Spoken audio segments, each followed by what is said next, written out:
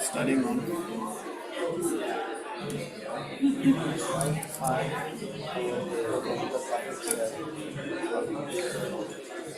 Oh, you can go to your emails. I don't have anything. Go to your email. Where? Email. Type in tap. TAP?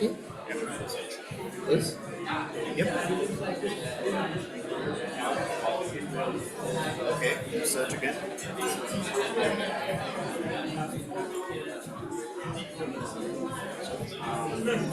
It's in communication. I think I erased it. Do you have it? Okay, go to your share. Right?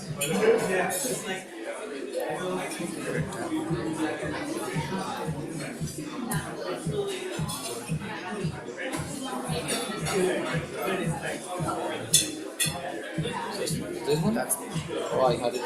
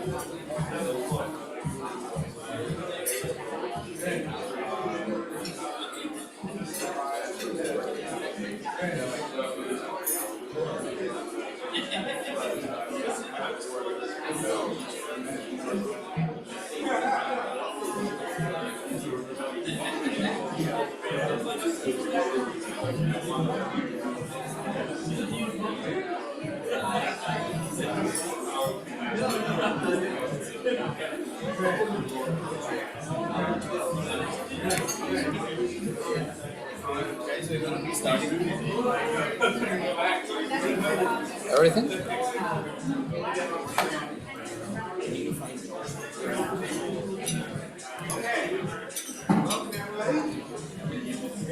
This is the 8th NBER AI meeting in Toronto. And it's a pleasure to have lots of familiar faces and new faces here. I'm Avi Goldfarb, for those of you who don't know me. My co-organizers here, Kathy Tucker, Jay Agarwal, Josh Gans, and welcome to Toronto. Some housekeeping items, just so you know. Try to use microphones when you can because we are broadcasting to Zoom. So it's not hybrid, there's not interaction, but we are broadcasting to YouTube. With that in mind, remember we are broadcasting to YouTube.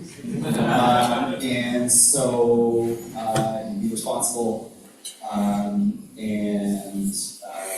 with what you say, and recognize potentially wide audience. With that, NBER tradition is that we start with introductions. And what introductions mean is we go around the room one by one, and we just simply say our name and our affiliation. And so I'll start, and then I'll kick it over to that far table. I guess we'll go with Han first. And then we'll get going there. So I'll be Goldfarb, and I'm the University of Toronto. I'm home at the University of Toronto. We might. Hello, I'm University of Toronto. Christina McElhearn, University of Toronto. I'm Andre Simon from University. I'm Ananya Sen, Carnegie Mellon University. I'm Malaika Kapoor from the Creative Destruction Lab, CEDO Toronto. University of Toronto. I'm Thomas Delaboy, University of Toronto Creative Destruction Lab. Sam Rand from Boston College. Scott Nelson, Chicago Booth. Ryan Webb, University of Toronto. Jay Liu, UCLA. London, University of Southern California.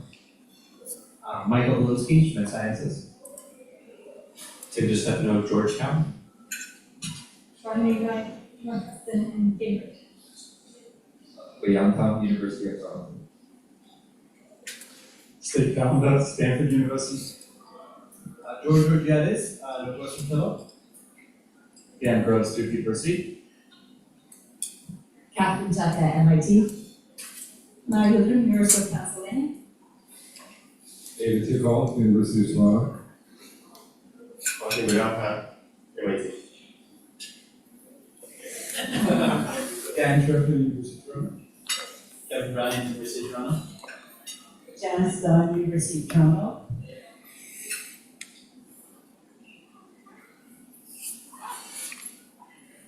Sandy Goldberg, Stanford University. Hello, Washington University, St. Louis. James Darius, Dartmouth College. Jonathan College, University of Michigan. Ian Stanley, University of Toronto. Sean Way, Washington University in St. Louis. Chiara Faronato, Harvard University. Phil Leslie, Amazon. Italo Colantone, Bocconi University. Joshua Tucker, New York University. Cliff Van Linden, McMaster University. Ajay Agarwal, Toronto. Eric Reynoldson, Stanford. I'm Pedro Domingos, and I'm at the Allen School of Computer Science at the University of Washington. Gailey at BS Business School. Roy Fahad, Bloomberg Data, and UC Berkeley. And Joseph Gaines, University of Toronto.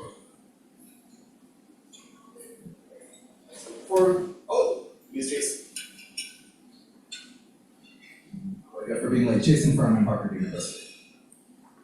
Excellent. So before we get going, just a couple comments on the agenda for this conference and how we imagine this all coming up. So this is for the economists who regulate in the NBER. You'll notice some unfamiliar faces and some unfamiliar names, which are people from political science and a couple of computer scientists. So it's a slightly different crowd because our theme, as you guys know, is economics of political economy. And how do we think about the consequences of that? The consequences of AI in the political realm, not just in terms of the economics of innovation, which is the lens that we often have here. That we're hoping will lead to an exciting set of conversations and discussions. A handful of people were specifically, many of you actually were specifically invited, recognizing even though you're not on the agenda, but we thought you'd have interesting, exciting things to contribute. And so we hope that leads to a nice active discussion. Just looking forward, this conference will lead to a conference volume. So we will publish the proceedings of the conference. For those of you who are listening and have an idea of something you want to write up, a short note, a summary of response to some of the papers, feel free to go ahead, send me, Catherine, Jay, and Joshua a quick note saying what you had in mind.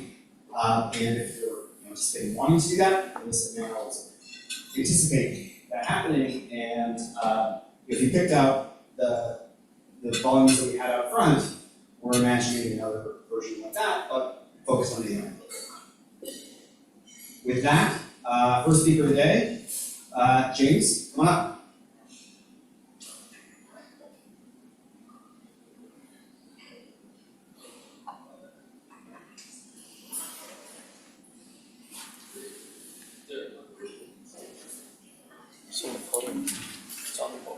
It's on the podium.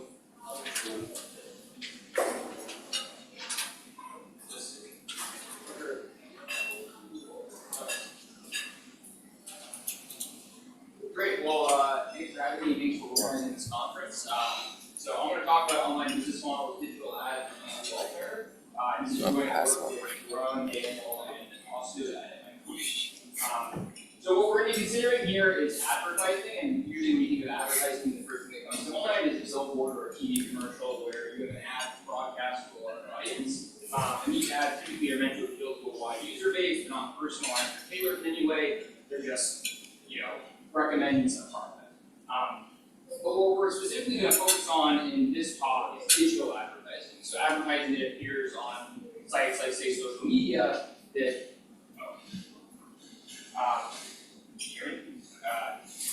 sites on social media where the ads are actually targeted. So here are two examples of ads that come up on my social media. The first is about marathon running. They know that I'm running the October Marathon. Maybe that's based on kinds of content that I'm engaging with. The other is a recommendation for certain kind of dog food, maybe based on the pictures that I post, they can infer that I have a dog. So they're using some browsing behavior or my engagement on social media in order to be able to provide targeted digital ads. And on some level, these ads are sort of more informative and more relevant to me, so you can see that as kind of one upside. But it's also possible that this leads to greater manipulation of enticement. So perhaps they're using my own biases against me because he didn't use the or just something that I would not have otherwise. And especially now with generative AI, you can do all sorts of A/B tests with people to see if they engage more with a picture of a car in the desert or something else, and they can sort of do this on the fly and try to generate engagement with the users.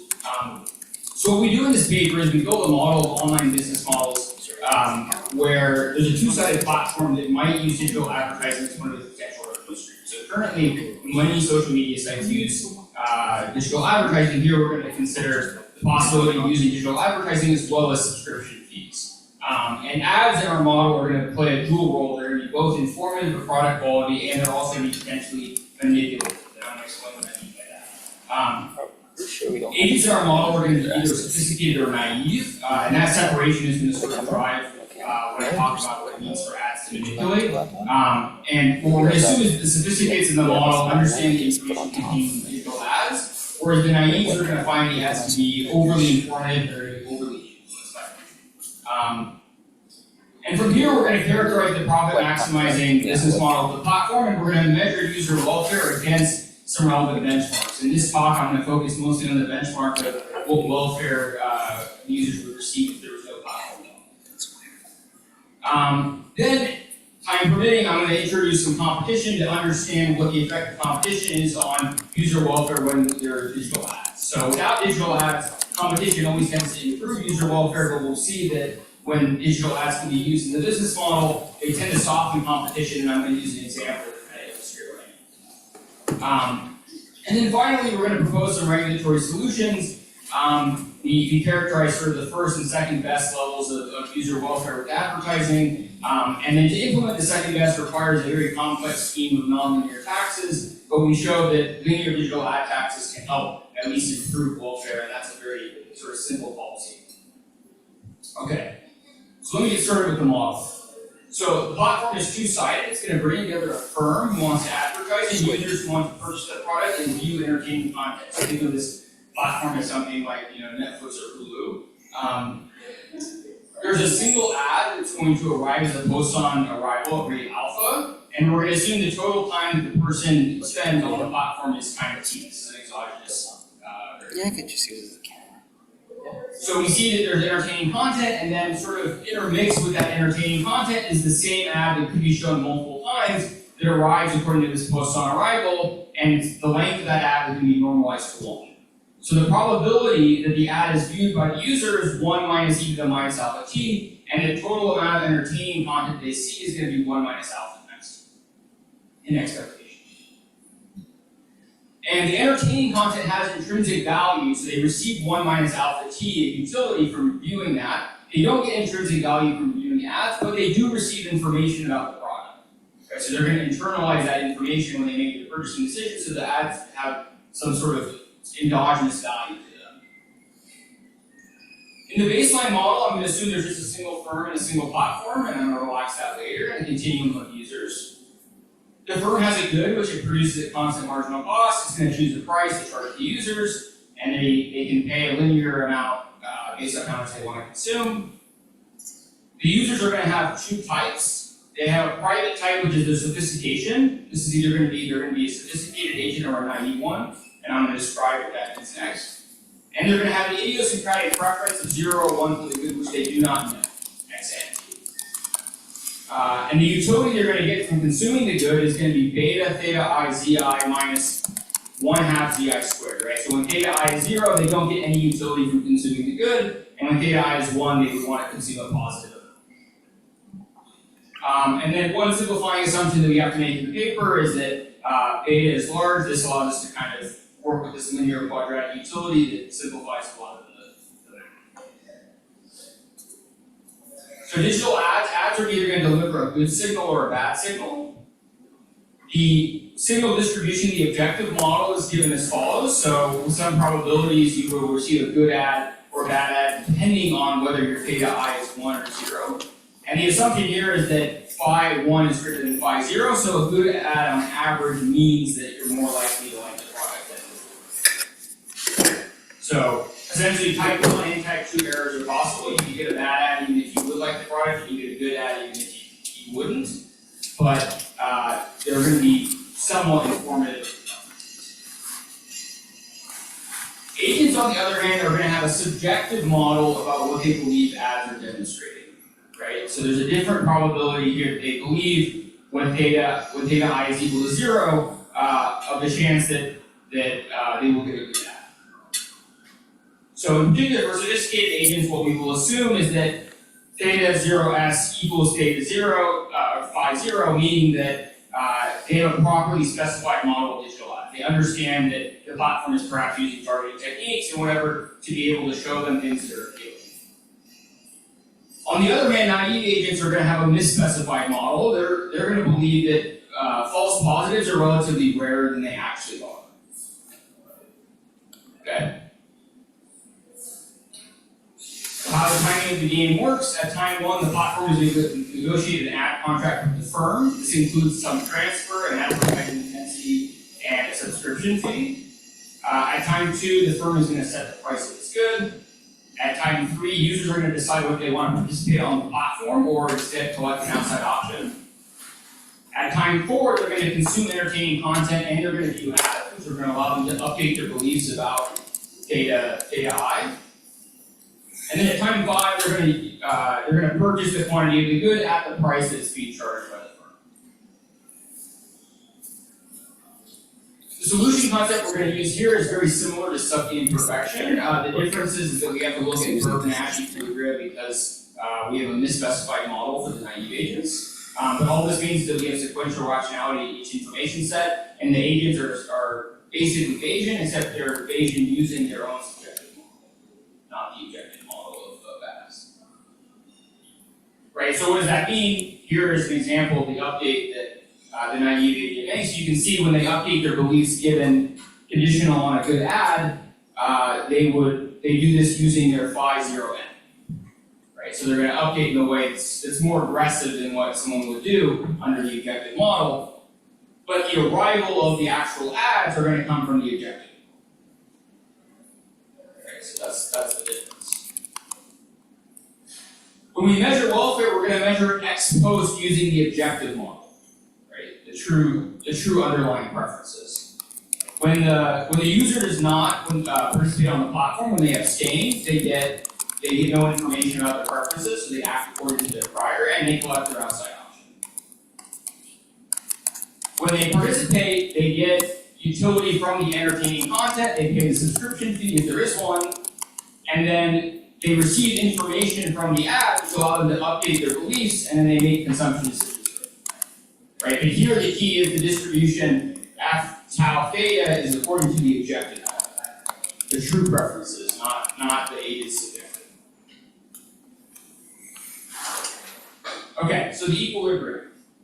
So for this, I'm going to do a sort of a simplified equilibrium analysis because I think it's easier to get the intuition. What we're going to focus on is a platform that can offer a menu of plans, so it can offer different business models that include advertising and subscription, but each plan is either going to be advertising or subscription, not mixing both. In the paper, we do full characterization.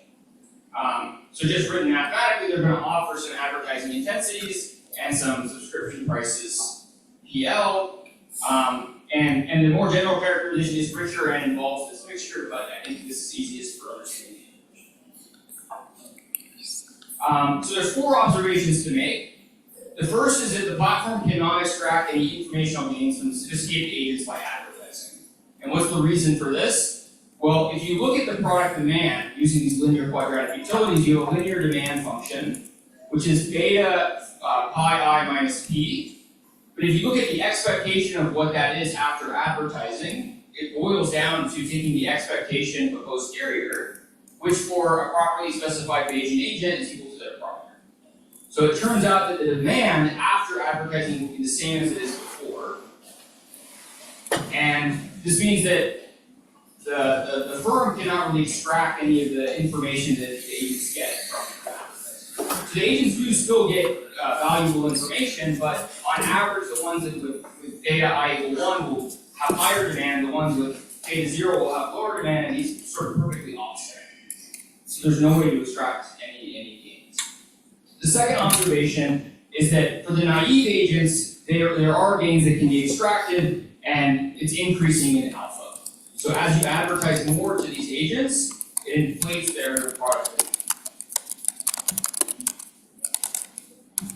The third observation is going to be in terms of what we call this inherent informational value. So this is the value that the agent receives from ads by participating on the platform. Right? Recall that they're getting information about their preferences, so they actually value ads to some extent, and you can write this sort of expression just as the utility that you're going to get from making a more informed purchasing decision versus if you were doing it according to your preference. Right? But the key here is that the expectations are taken with respect to the subjective model. Right? So the naives are making this assessment based on their subjective model, not the objective one. One sort of nice feature about this is that you see prices are appearing in this expression, but with linear quadratic utility, prices drop out and it actually only depends on the advertising intensity. And then finally, what you can observe is that the objective model is less Blackwell informative than the agent's subjective model. They believe that the signals are stronger than they actually are, and so what that means is that the value of ads and naives is higher than it is to sophisticates. They have higher inner informational value. And then the last observation, sort of broken into 2 parts, is that because the platform cannot extract any of the informational rents that the sophisticates are getting, it's always best off to offer a subscription fee plan that allows them to extract surplus just from them viewing entertaining content. Right? So they'll always offer a subscription service that just charges a fee to participate. If the platform chooses to advertise, then what they'll do is they'll set the advertising intensity so that the naive agent is indifferent between participation and not. Right? So they'll set it at a super high rate where all of the information that they're getting from it plus the entertaining content is exactly equal to their outside option. The reason they'll do this is because they'll extract the most informational surplus from naives this way because their demand is increasing in alpha. So here's the main result. So fix all the parameters other than phi 0.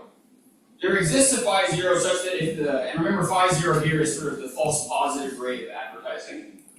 If phi zero is less than this threshold, then the profit maximizing business model is fully subscription fees. They just charge a subscription fee and then the firm will charge the monopolist price when there's no advertising.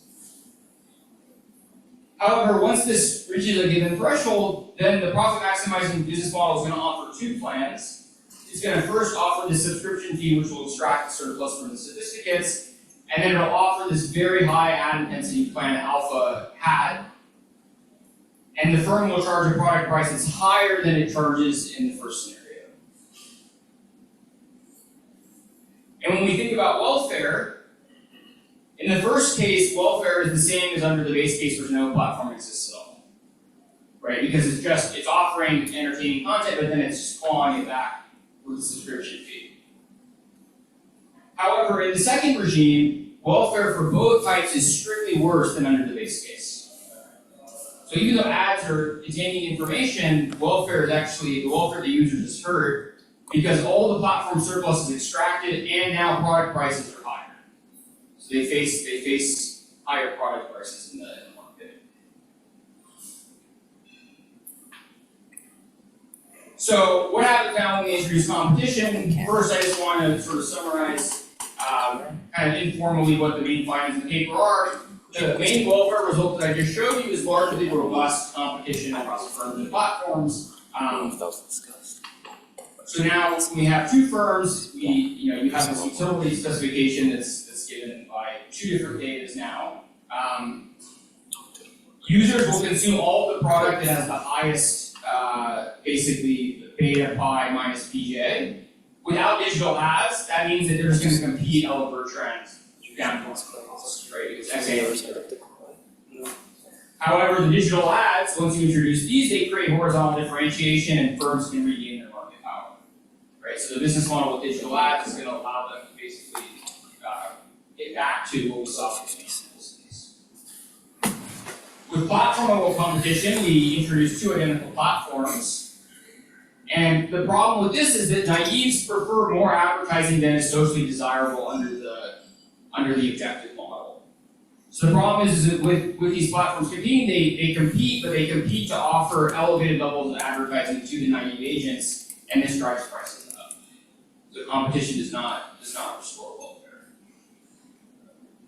So I want to demonstrate with one example kind of how this happens when we think about advertiser competition. So suppose we're in a setting where phi 0 is equal to phi 1, and in that case, that means that to sophisticates, there's no value from advertising. The equilibrium could look like a fully subscription-based plan.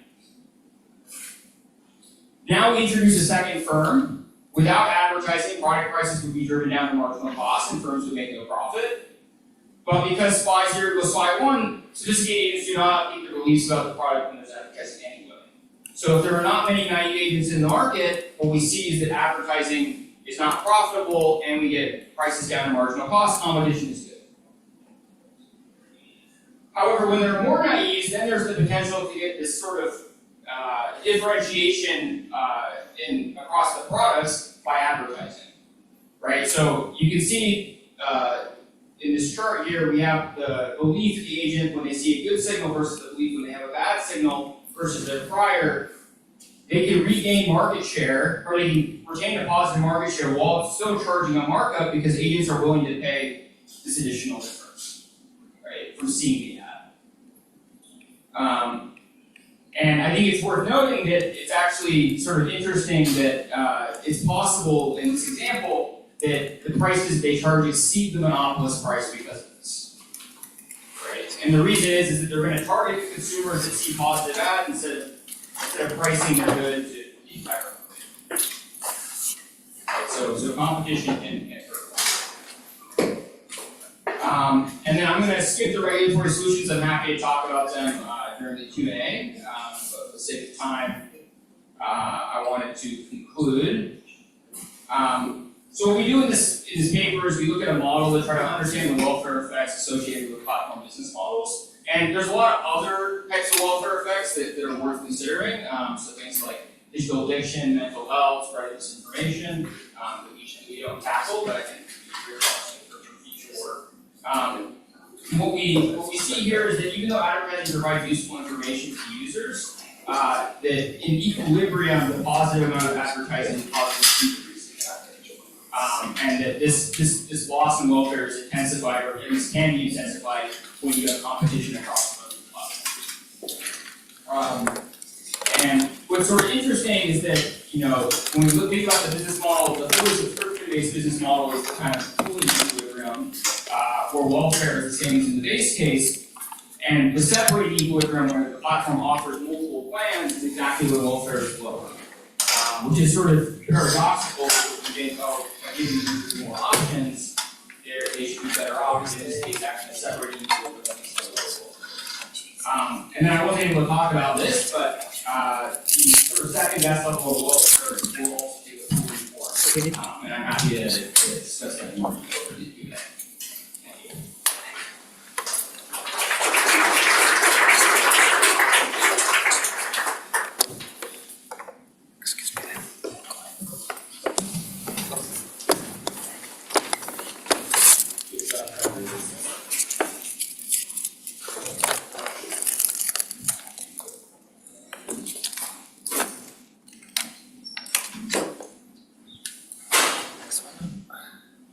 Give it a second, blow it up.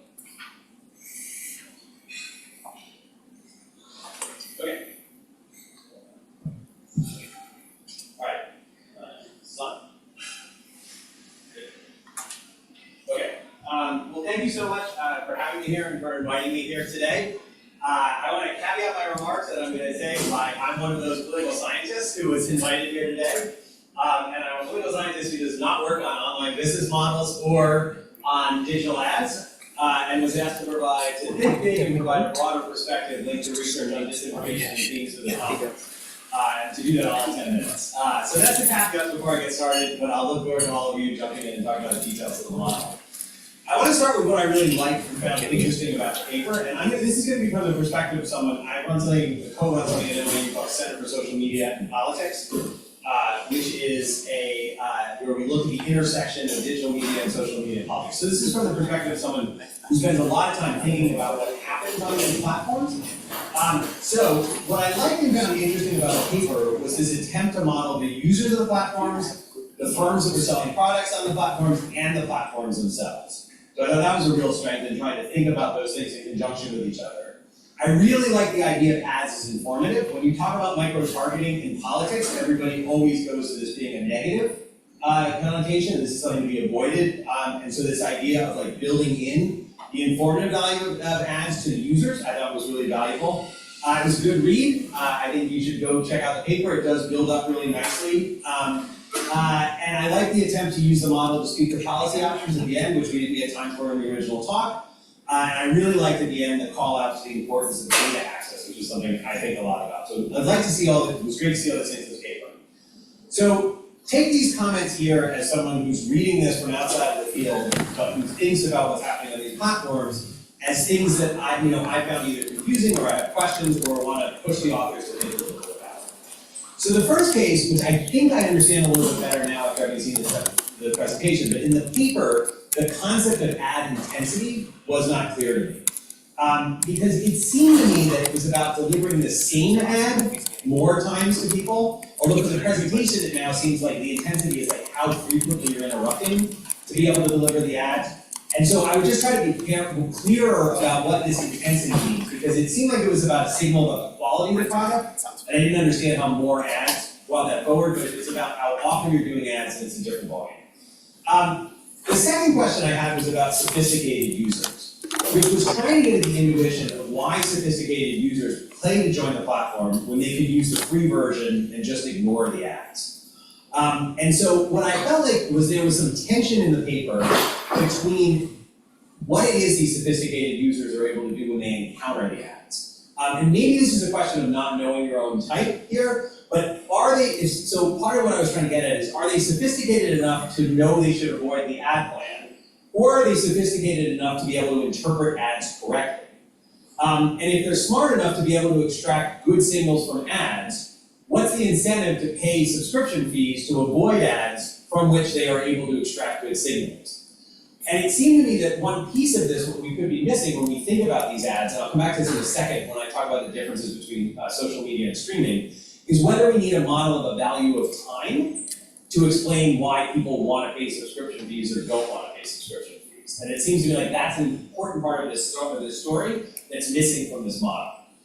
And then the other question I had is there's a lot going on in this paper and there's different layers of the model, but there's parts of the paper where they talk about the incentive of the platforms to exclude sophisticated users, and because you don't want to have too high a proportion of the users being sophisticated users. But when we think about social media platforms in particular, we think about them deriving their overall value to users from network effects. So I wondered if there was a tension here between the underlying imperative of the platforms where you want to have more users, and yet in the paper they're talking about incentives to have fewer users. So I just thought that was something the authors could kind of draw out a little bit. Okay, so now we're to get into social media a little bit more. In the paper, the model is set up so that there are three actors: users and firms, and the platform themselves. The users are always separate actor from the firm, and this feels very much like a streaming service, right? You're watching a video. The platform has paid for the video or secured the rights to put the video for you, and then all of a sudden there's an ad and you're the consumer. Really clean. But what we're seeing more and more in social media is this influencer phenomenon. And what I wonder is, with the influencer phenomenon, are we blending the boundaries between firms and users? Right? We have models like this in political scientists where citizens can become candidates. I wonder if the citizen candidate model is something that could be useful to look at here, to think about when users become firms, right? Because I think this is what's driving a lot of what's going on TikTok in particular. But as we get to more of these algorithmic-based platforms that are less about being in networks with friends that you're trying to communicate with, and more into this influencer economy, is this model going to have trouble capturing some of the dynamics of the influencer economy? And that leads to my next question, which is that you led with the pictures of, a Saucony, and a dog brand and that sort of stuff. And that's right. I think the model assumes goods that exist offline. So sneakers, actually that's what I came up with, even independent of the fact that you came up with sneakers, right? The cost, and there's an interesting component of this model, which we didn't have as much time to get into in the presentation, but where what's happening online affects the cost offline that the firms can charge, and so that there's a cost to people who are going off the platforms. The question I wanted to ask is, do we know empirically what percentage of ads are for goods that exist offline also? And I wonder again if this begins to vary across streaming services, which is really like interrupting ads for television, for big products. And again, going back to the influencer economy, where you have people on these social media platforms who are essentially selling their own goods, selling themselves, selling their newsletters. But also just the sheer proliferation of random goods that show up in Instagram advertisements, right? That you aren't going to find in stores and this sort of thing, that they're only on the platform. So I wonder, I think it would be useful to know what percentage of advertising and whether that varies across platforms, because I think it probably does vary systematically. And maybe I'm wrong. This might just be anecdote because of what I see my wife purchase off of Instagram, and I'm committing the fallacy of going from anecdote to thing. But I think it would be useful to know, and whether the model incorporates it. And that brings me to my biggest question, which is whether or not one model can adequately capture streaming versus social media. Streaming, is characterized, you can have subscription fees, digital ads, but users do not produce content. Network effects are less important for the value of the user. I mean, we can talk about why it's valuable to Netflix has a lot of people on it to make recommendations to me. But social media has different components in this, right? Users do produce content. Network effects are crucial for the value of the user. And in one way, I think it might be a real strength of this paper that it attempts to unify these two disparate types of platforms. But is it too important? Are these too important of a distinction, right? And the paper is very agnostic about what it's talking about in terms of platforms. And sometimes it feels like streaming, even in the talk, led with the social media example, but then the examples on for streaming. And then what about the Amazons of this world, which are sort of a different thing entirely, which are also platforms selling products directly, but with digital ads?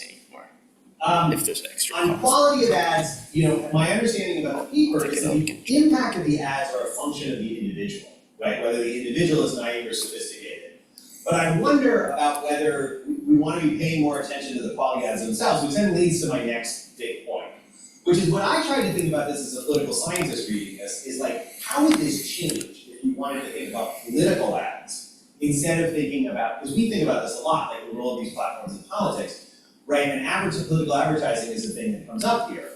And so how does this play out in terms of politics? Like, can we think about naive versus sophisticated voters in the same way you're thinking about naive versus sophisticated consumers? But then how does partisanship play into that, right? Because we know that there is a huge sort of partisan bias that people have in terms of how they're going to view information that's brought in this way. There's no like brand loyalty in this model right now, so I think that's one thing you might want to think about. I wonder if we do this for politics, do we need a more complex model that splits the firms into parties and candidates that might have different types of incentives of what they're trying to do with digital advertising? I think in the model there's an assumption that firms have the same resources, or at least it's sort of left in the background. Whereas in politics, one of the big things we think about digital advertising is that it benefits challengers because it's cheaper. You don't have to be as well resourced as you do to have to be with television. So is this something you might want to explore in the future? And then finally, how do we think of political ads with misinformation? And I noticed that there's another paper on this, but is this a low quality signal for all? I think thinking about the incentives for the platforms from the framework of this model around this information would be fascinating.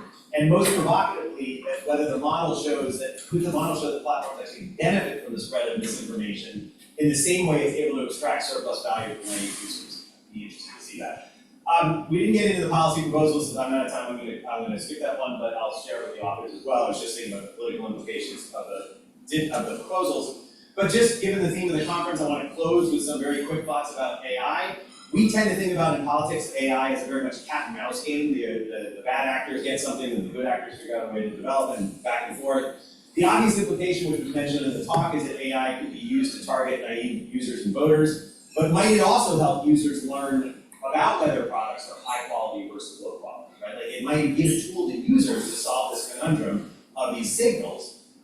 Could it eventually help filter out ads for users, and how would that change what's going on? And then I just thought it would be interesting to speculate because we're in early days of AI, which seems to be using the freemium subscription model. And I'd be curious, it might be interesting in the paper to speculate about like what this model says for where ChatGPT will be in 2 years, and what are the implications of that based on what we've learned, what we have in the model here. So thanks so much for your time.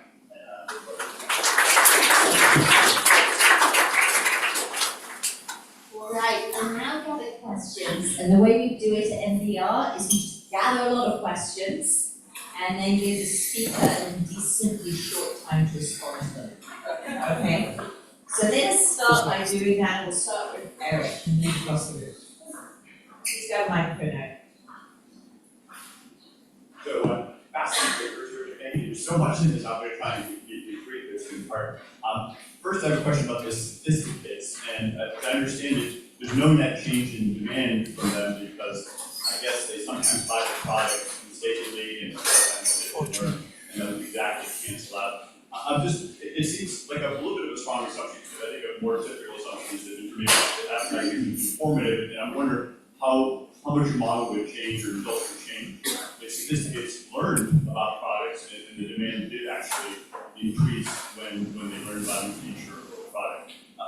A second question is about naives, and they're kind of gullible and they make mistakes. I've met lots of people like that. I've also met people who are overly skeptical and they don't believe anything the company is doing. And it seems like you're kind of a common scale a little bit having only one kind of mistake exist. And I just wonder, if you could maybe, I can see, that's maybe somewhat plausible, but maybe just say a little bit more about justifying why you don't have also people that are just overly skeptical and perhaps, with that, cancel that. And then last, on Joshua Tucker's point, you can ignore ads, I just had a paper come out like a week ago, just to let you know about it, that may be useful for calibrating or just motivating your paper.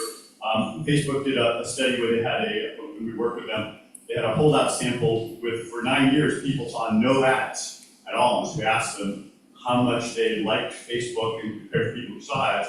And it was actually indistinguishable. It was like they had seemingly no disability in the have for their size versus the bid, so it might be, useful for motivation. Or I don't think it.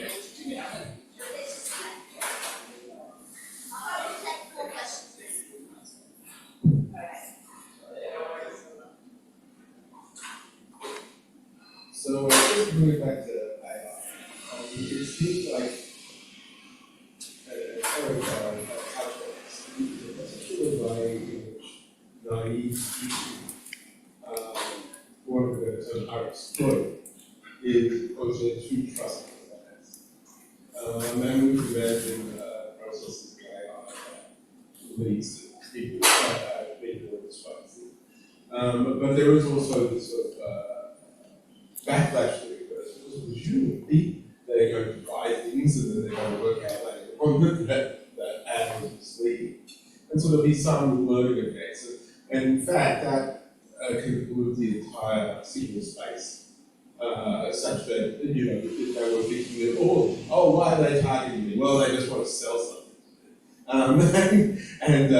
that leads to the skepticism, which I think would have predictable things in your model regarding what occurred and the relationship between, is this worthwhile taxing advertising or not.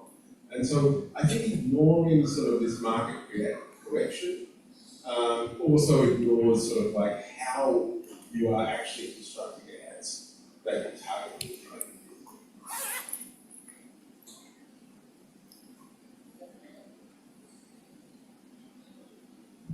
And so just as a consideration for the either extension here or the next paper is Pedro Domingos here, who's written a book that describes rather than sophisticates and naive, so also just people have their own AI agents on the buy side. And so when we have those that are irrational and are the recipients of the both informative and manipulative ads, how we can expect that many equilibrium to set.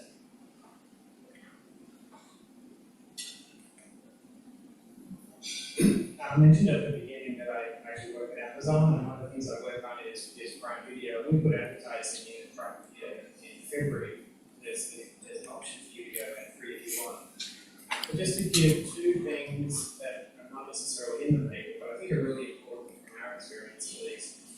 One is that regular TV advertising has about 15 minutes of advertising per hour, and what we saw that as a huge opportunity at Amazon, which I'm sure that knows about too. The ad loads in streaming TV are a fraction of that. Right now we're around 2 minutes per hour. I think it will rise to maybe 3 or 4 minutes per hour over the next few years, but we have no intention of ever getting close to 15 minutes per hour. One of the reasons we focus on that is because ad load is one of the most important aspects of the customer experience is watching videos. We care deeply about that. I think it's really important to recognize that with all the innovation in streaming TV, we see a lot of opportunity there, but especially around creating a much better experience for customers around advertising relative to where the world has been in this space. And we think personalization of ads is a key part of that. We love the idea that we can show ads people that are relevant, people that are working hard, or they're trying to make that happen. The idea that there might be some harms associated with that is interesting to me. I'd like to know more about that. Our focus has been showing relevant personalized ads that are good for customers. And you can imagine we test it behavior, so the evidence we see so far is that for us will be the second thing I want to mention, coming back to Gen AI, I appreciate that connection before too. For us, what's really great about Gen AI is it massively lowers the cost of building creative content for advertising. In other words, one of the major impediments for a lot of companies for advertising and video streaming is the cost of creative content. The ads that are in display advertising are cheap, and putting an ad in streaming TV, a high quality ad, are expensive. And so historically, it's only been really large companies and large brands that have participated in that. Gen AI massively lowers the cost of creating advertising content for video streaming. We see that as a way to bring in many advertisers into the stream as well. So one of the things I think is interesting to look at is the number of advertisers that participate in these spaces is going to skyrocket over the next few years. That has many implications, including the fact that we'll be able to show more relevant ads to customers. Right now, we all have Netflix is the same, Disney and others, a relatively small set of advertisers that we can choose between when we're choosing which ads to show to customers. When we multiply that by 10 or 100, it's going to be game changing in this industry. There's a lot of other innovations going on in this space too around interactive ads, I'm sure some of you have seen as well. So we see this as a place where there's going to be tremendous innovation and change over the next few years. So whatever the way we see ads today, we need to get better at it and learn those things. It's going to be a very different space than it is today. I'm going to go off and study it. It's all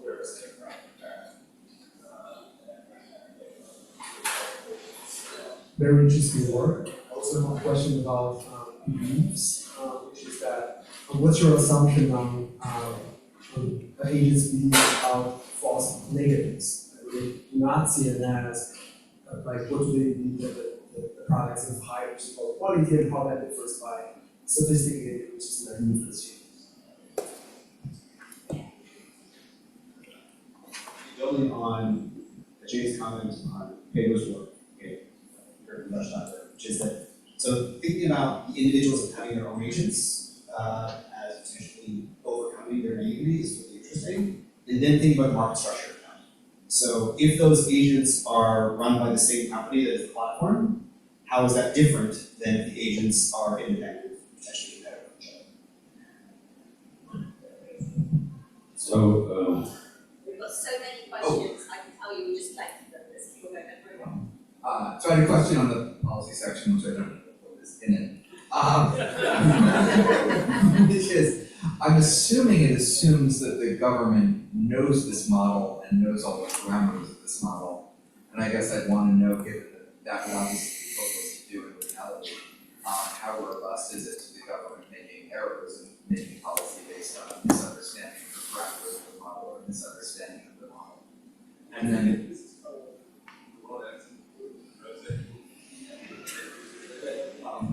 he's not here to answer my question. And then the other related one is Josh talked about learning by consumers. Businesses also don't have this all figured out from the very beginning and optimize it exactly. They're really first figuring out how to do streaming, how to do ads, how to do subscription models, and might regulation will like get in the way of that learning process. So, talking with the people at places like Google and Meta that work on these things, they worry a lot about sequential effects in at least two ways. One is that you don't decide to buy something upon seeing the first ad about it. There's a process by which you wind up buying it. And another one, which winds up being, in which Josh already alluded to, is it's very easy to make a lot of money up front by misleading people and various other things, which then in the longer term really hurts you. So my question is, have you thought about extending the model to take temporal effects like this into account, and how would you do it? In the model, it was not clear to me what role the platform actually plays in determining how the veracity of ads. And I'm thinking in Steve Grill's book on the death of truth, it's very emphatic that platforms play a very active role in deciding how easy it is for us as users to check the veracity of ads. So having platforms being passive actors in the veracity aspect is I don't think that's really what it works. This may just be a naive, non-economist question, but the first one just to clarify the idea of how ads reveal your own preference. And then Josh's point about political advertising, I think is really, really fascinating.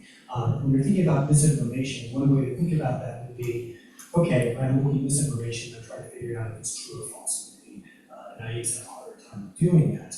That would be like our hypocrites really doing cats. But we know that misinformation is different. We don't care about the truth or falsity. We care about which actions the right? So I found out that what actions are saying, it's a So those are two really different ideas of human need, like really to work as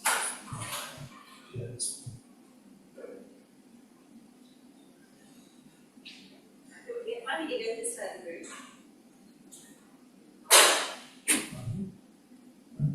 I think you may have touched on this in the paper, I'm not sure, but my question is analysis of impact on two dimensions of usage of the platforms. In other words, which of these models ultimately lead to an increase? Each of these models is the result of an increase or a decrease in subscriptions and in time of use. So that whole very in other words, is there an actual relationship between, especially changing to these models? A lot of platforms have changed or are in the process of changing these models, so we could measure that potentially. A quick question about sort of a third different players in on the platform, which is the content producer. So I have this sort of general debate happen like sort of if you subscribe model versus ad model, maybe You just sent me 5 slides. So I took the old one out and I put the new one in as V2, as V2, and V2. So 2A should now have a V2 at the end of the file what the name. users make, the view was made that they truly love and like, probably more niche. Okay, that's her updated. Of course, ads will Yes. be on, but like that's important to sort of contact, that's kind of interesting. So of course, if you think about subscription, if the subscription model does generate more intense preference for content quality, and we're ignoring sort of advertisement as part of the matching sort of welfare to matching to goods and consumers, then how big an impact that is also depends on sort of whether there are other platforms that are, fulfilling the matching goods and consumers other than the. And that's still 2A. There's just a second version. Physical version. Yes. So you have the other ones. No, I have some. I just have to upload them. And I'll message you. We've got, okay, the last person speaking. I'm hung up on the exogenous P. Does this mean a film? Does this mean a series? Does this mean episode? Does this mean 5 minutes of doom scrolling? So I just, the repeated nature and long term, I'm hung up on that. I don't know how to think about it. All right, we've got a agenda, so we give you 2 minutes to respond.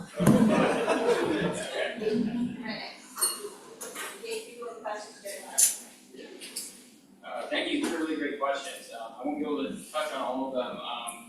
So one point to clarify is that sophisticates do learn from the ads.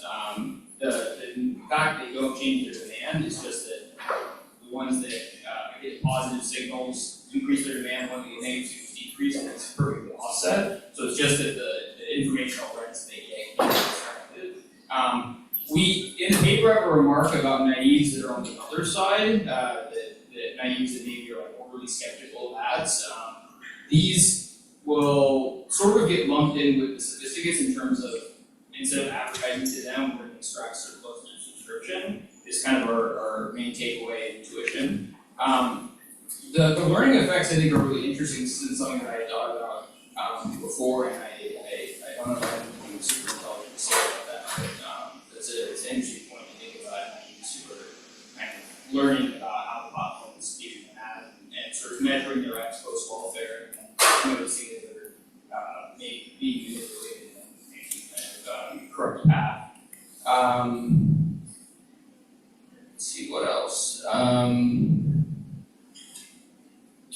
On the content producer side, this is also very interesting, something that we mentioned in the conclusion, but and we have a separate paper that thinks about the kinds of content that you might show as a function of the business model, right? Because here we sort of treat everything to make it simple. We have a lot of moving parts, so to keep it simple, we have the exogenous T, assume that all the content is just given a only. But you can imagine that with content producers, that if your business model is more advertising based, then you might want content that's more addictive or to incentivize people to binge watch, things like that. So I think that's a really interesting direction, not something that think, I didn't talk about digital ad taxes, but, one important, reason for implementing not just the small, but also, for so, and then on the policy, the robust, whether it's robust in this model, this is one of the reasons why when we introduced this way to get to second best, it's a very complex set of ad taxes and subsidies. It depends a lot on the proper specification of the model, but we show that in a simple linear digital ad tax actually will always improve welfare. So that would be a policy that you can implement that doesn't necessarily require brand all the fines and requiring the model. And that's one reason why I'm introduced that paper. Pretty sure I'm going to choose this now. Okay. Great. Thank you again. Well done.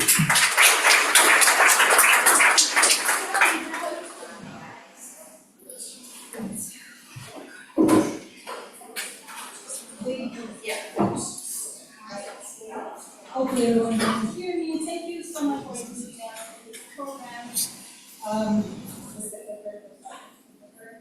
This is going to be, I'm going to talk about the effects of mainly robotization on some of the investment decisions that individuals are making, as well as the political behavior that they engage in. And while the discussion is going to be focused mostly on robotization, we think that there are a lot of takeaways that might relate to AI as well, which we might get into during our discussion. So just a reminder, this is going to be joint work with the robot, and robotization. So by now, of course, we have a lot of literature that's focusing on the effects of technological changes, whether that's coming from robotization or AI. But one of the things that we argue in this paper is that we might be leaving some information on the table by focusing on the short-term and immediate effects. A lot of the literature is focusing on immediate effects such as displacement. There should be other effects of technological changes that penetrate into wider parts of the population and that penetrate into potentially other effects if we were to focus on greater effects such as what happens to workers when they're not losing their jobs. Like what happens to workers, for example, in terms of their occupational transitions and wage effects. And in order to be able to get to these arguments, to be able to say something about this, we are going to define a measure of career value, combining future wages and combining future occupational transitions. And we will then ask the question, what happens to these career values as individuals are impacted by robotization, if there is greater degrees of robotization that impacts certain regions. And we are going to focus on questions that also relate to these effects. What happens, for example, if greater exposure to robotization influences people's career values?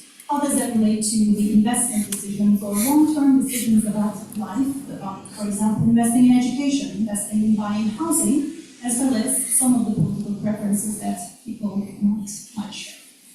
And we are going to, in summary, ask a number of questions. We are going to ask, first of all, this question of how can we think about measuring career values? There could be many different ways to do that. We are going to focus on a simple version. And then again, we are going to try to understand the effects of robotization on the expected value of careers and the potential decisions that people are going to make. So let's dive into this question, thinking about the potential ways to measure the value of a career. And what does it mean if you hold an occupation? Of course, there might be many different ways to think about the value of a career, monetary and non-monetary. But if you focus on simply the monetary value, the simplest way to think about this might be to simply sum up the future earnings in a discount, right? And in fact, if we had an idea of how somebody might be going through different careers, different occupations in their life, we might sum up those occupations that they've held over time and the earnings that are associated with those occupations to get an approximation of the career value. Now, if you wanted to generalize that to broader set of agents, broader set of occupations, of course, we might need to think about the potential likelihood of transitioning from one occupation to another. And this equation that I'm showing you is roughly getting at that. We can calculate the career value of all the occupation all in a specific time by simply accounting for the likelihood of transitioning into other occupations and the wages that these occupations might afford. And this is what we are going to do. In fact, if you do this, or if you take into account trying to calculate this by infinite number of transitions, we should be able to invert this second malus matrix. and get to a closed form solution for every career value for every occupation. So we are trying to do this in this study, and in order to be able to, of course, calculate a career value of an occupation at a particular time, we are going to need approximate values, approximations of wages and occupational transitions. In order to get to occupational transitions, we are using available data from working class technologies. This is about 16 million individuals and their resumes. We are able to observe what kind of occupations they have, classified by the BLS standard occupational classification. And we can observe when they start their occupation and when they end. So using this, of course, there are some limitations with this data. It's more representative of the white-collar jobs. But using this data set, we can generate an occupational transition matrix, the probability of transitioning for different time periods, for different occupations, and we are going to use that for approximation of career values. We're also going to insert, include the wage approximations using BLS Occupational Employment Statistics Survey, which creates different approximations for occupation and states. Now, an important thing to recognize, right? If you're thinking about the way that people are thinking about their future careers and the value of those careers, they might have different beliefs about how occupational transitions are going to change over time, or how wages are going to evolve over time. In this approximation, we are going to do that, and we are going to say that when individuals are thinking about their future transitions and future wages, they are going to use as the best predictor the most recent information they have. So they are going to look at the current transition probabilities and current wages in order to make these predictions. Now, we recognize this limitation, but at the same time, I think it's probably correct to say that agents are not going to be fully, perfectly able to forecast how probabilities of transition and wages might evolve over time. Now, let me show you roughly what these occupational careers look like, occupational career values are looking like.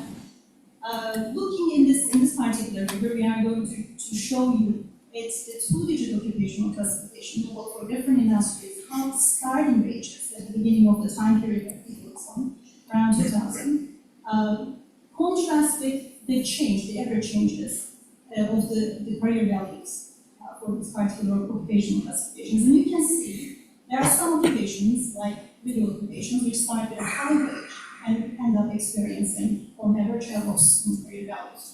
And there are other occupations, management, which start well and end up doing well in terms of career value changes, great for us and a business book. And also there are other occupations like farming, fishing, forestry, which seems to be starting at a low wage, but seem to gain on the average career value aspect. A portion of these gains and losses are going to come from the changes in wages, and a portion of them will come from, of course, occupational transition probabilities. To be able to make that point, to show that point, I'm going to show you also how the average starting wages contrast or look like, and you just plot on the y-axis the average change in the annual wages. So you can see that this figure, this graph, is a lot flatter compared to the previous figure that we have now. So something is changing in this time period in terms of occupational transition probabilities. How much of that can be attributed to robotization? That is the question that we are going to ask.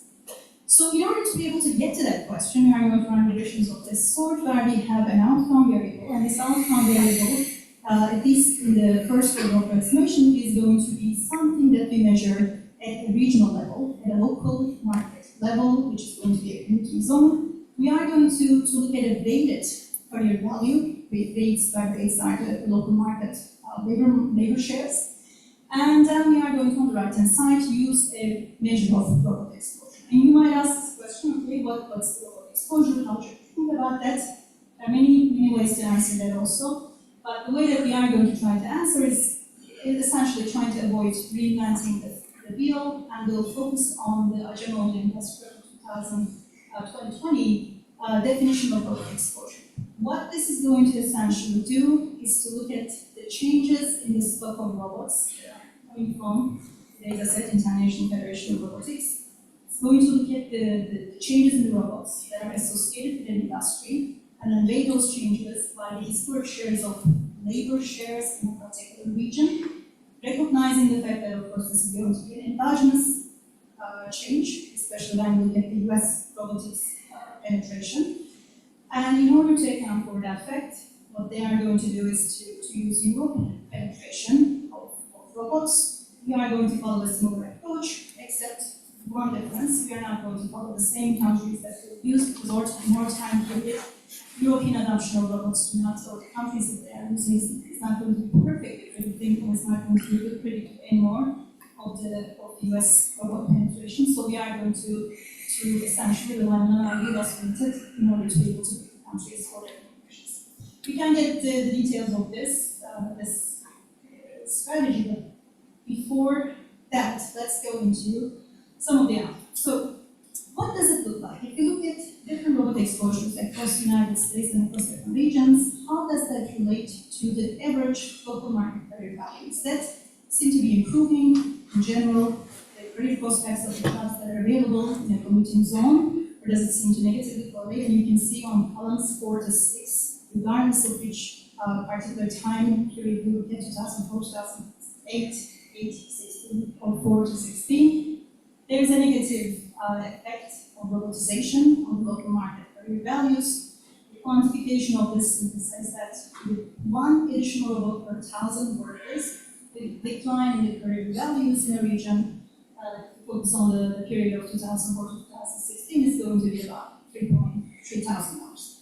Now that might seem like a small number, that's not a very small number, it's about 1.4% of the starting average expected career value measure. And of course, there's going to be a lot of heterogeneity across different regions. In regions that are more exposed to automation, these numbers are going to be even higher.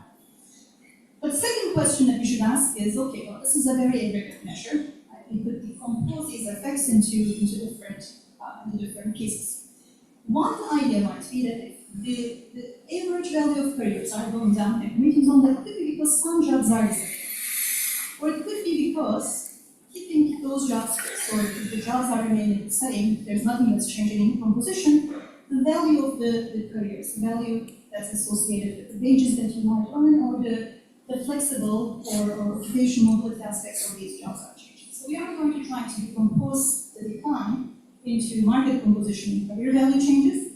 And in the second part, of course, we can go a little further. We can try to understand if there's any change in the career values, how much of that is coming from wages, and how much of that is coming from the reduced occupation mobility. And in short, here in the first column, I'm showing you the effects on market composition, and the second column is the career value changes. Of course, we can always have an interaction of these effects. What we observe is that it doesn't seem like higher exposure to robots is changing what jobs are available in the community zone. At least in the time frame that we focus on, that doesn't seem to be the case. But what seems to be the case is the value of holding those careers is going down. And in fact, if we were to decompose these effects further, 2/3 of decline that's associated with robotization is coming from the wages, and about 1/3, and not so small piece, is also coming from the reduced occupation mobility. So this is the important thing that we think that most of the literature might be at least not heavily focusing on. It's important to think that people who are holding their jobs are also impacted by the changes in automation, changes in technologies. And it's not necessarily because the tasks that they hold is changing, it's not also because of just productivity effects, but something about their lives and their careers and the ability to transition to other jobs. It's also changing. Now, going a little further, if we were to actually decompose these effects to high manufacturing and low manufacturing regions, you will see that most of these effects are actually coming from high manufacturing regions. But of course, if you do a little further analysis of the transitions, you could also see, looking at these, what kind of transitions we observe, transitions to higher paying occupations, lower paying occupations, and full wage occupations. You will see on the first 3 columns, this sort of breaks down that indeed the likelihood of being able to move to better paying occupations is going down with higher robot exposure. And looking at columns 4, 6, 8, you will see that most of these effects are again coming from high manufacturing regions. There are many different ways, and we do actually a lot of breakdowns of this in the paper. One more thing that I'm going to show you about these potential transitions and the the effects of robotization is that if you look at the comparison of keeping your own occupation and the transitions that are associated with holding that occupation versus transitioning to other occupations, transitioning to different industries potentially, where does the decline come from? How much of the career value declines is associated with the former versus the latter? You can see that there's a negative effect on both, but the negative effects seem to be more pronounced if you have to switch to another occupation. So it might also make sense that your bargaining power might go down if you have to first change occupations. Now, what I would like to also emphasize is that these effects that we're observing might seem like just contained to manufacturing regions and manufacturing industries, but that's actually not. If you were to look at different industries, manufacturing, retail, services, management, you actually see very similar magnitudes of declines with high robotization, declines in career values with high robotization, which potentially is surprising. Like, why do we observe these negative effects? And of course, one can think of many different explanations. It could be that maybe the bargaining power of workers are going down, and as they switch to other industries, there are some negative effects observed. But one of the explanations that we also are looking into and finding suggestive evidence for is the reduced spending of consumers. So we look at, for example, how the spending of the household changes in the time period that we focus on, higher exposure to robotization, and we see, focusing on the Nielsen home scanner panel data, that there's a decline. Similarly, if we were to focus on the establishments, businesses, tradable, non-tradable businesses, and some of the local, business environments such as construction, even though we don't see a significant effect in negative or positive effects on the number of establishments, we do see a negative effect on the number of employees the establishments have. And in line with suggestive evidence that the demand for goods and services might be going down as people have expect potentially reduced earnings and as there is high robotization and exposure impact.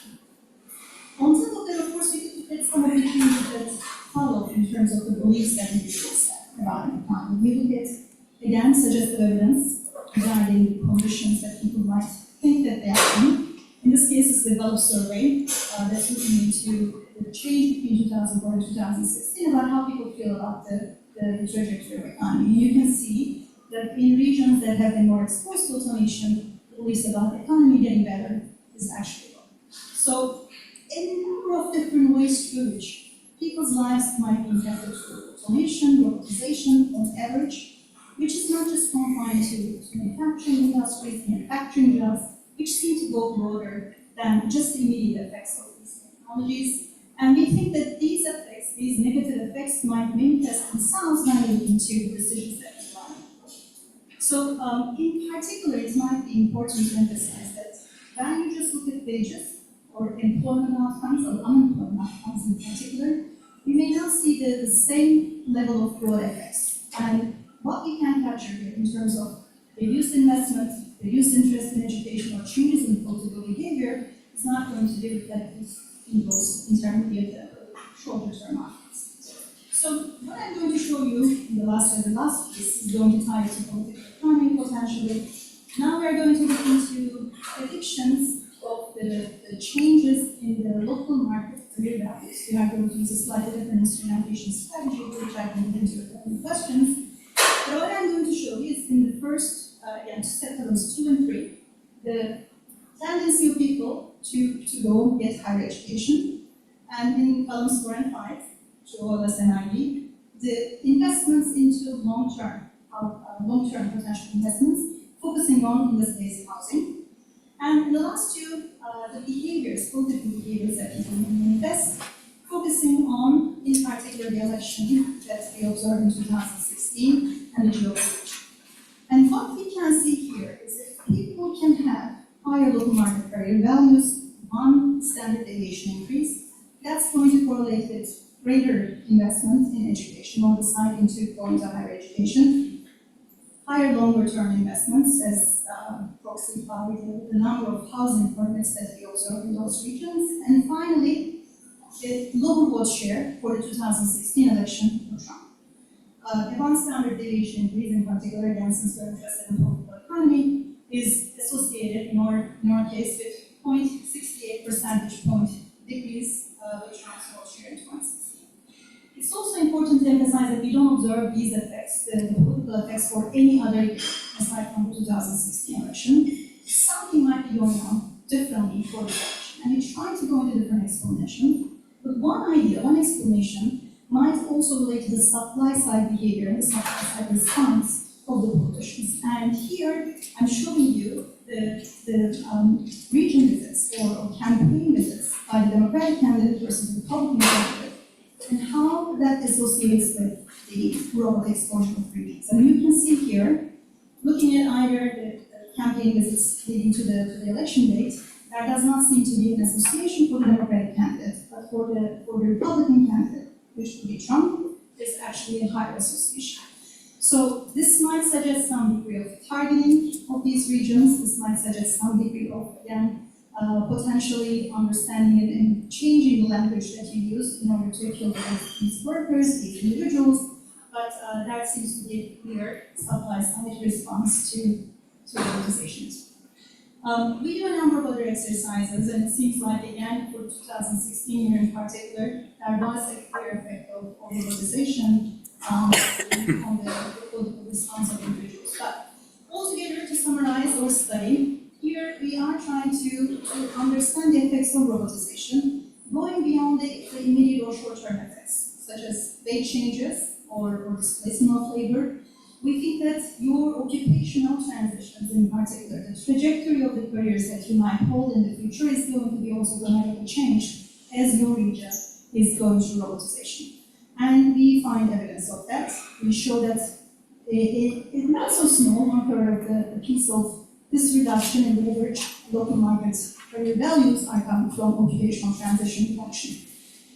We also show that this is the measure that we are focusing on, right? The loss of potential lifetime earnings is going to be associated with your short-term behaviors as well as long-term behaviors, short-term spending, as well as long-term investments in housing, education, as well as the behavior that we observe evidence for. And that's where I'm going to leave it.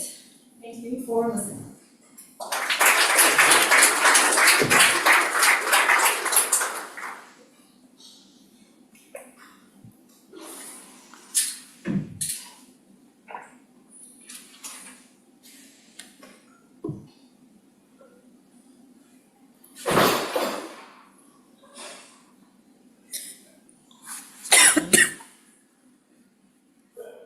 Give it a second. So first of all, let me thank the organizers for asking me to be here. It's a very interesting paper. I'm going to start with assessments. As we've seen in the paper, they have a great job at estimating these career values, documenting changes in the career values. They show that they're mostly driven by lower upward occupational mobility rather than changes in wages, and then the analysis at the level, so the level, showing that as over to automation reduces our career values, especially for those skilled workers. And in turn, lower career values are related to a number of outcomes, such as lower investment in education, lower investment in housing, and stronger support for Trump in the elections of 2016. So I find very interesting the idea of focusing on career values because it's really a good summary indicator of labor market dynamics in education. The analysis is very rich, is carefully executed, it extends beyond just labor market dynamics.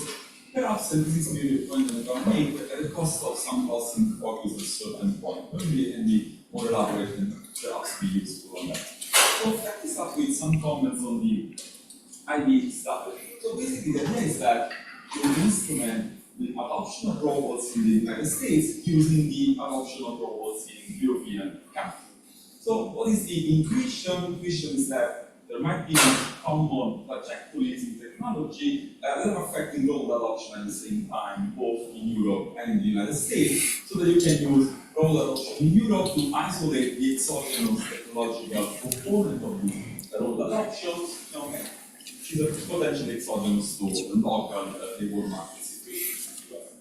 Now, I mean, I'm very sympathetic with the approach. I've used it myself, but there are a lot of resistance, and the resistance I think is well justified. The problem is that there could be issues with the exclusion restriction. So, for example, we could have correlated demand shocks across Europe and the United States, correlated supply shocks, market dynamics, so that by using global adoption somewhere else, we're not really only isolating the technological component of it, but we may be also getting something that is actually more endogenous. I think the obvious example here is the automotive industry. So we know that around half of industrial robots are adopted in automotive, and there are very few actually players that are making decisions at the same time in the US and in Europe. I think about 4. I was checking yesterday that we have plants in the US, also in Germany, in Spain, and in the UK.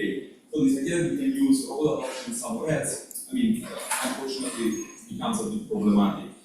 I think there's also some other signals that this could be problematic, and then I think I'm going to offer a possible solution. So, what's the other issue that I see? If you look at this table, which is when you look at different time periods, right? So the whole shock, or just focusing on before the crisis, after the crisis, I have the impression from the F-stat, if that is the F-stat on the first stage, that the power is reduced when you look after the crisis rather than before the crisis.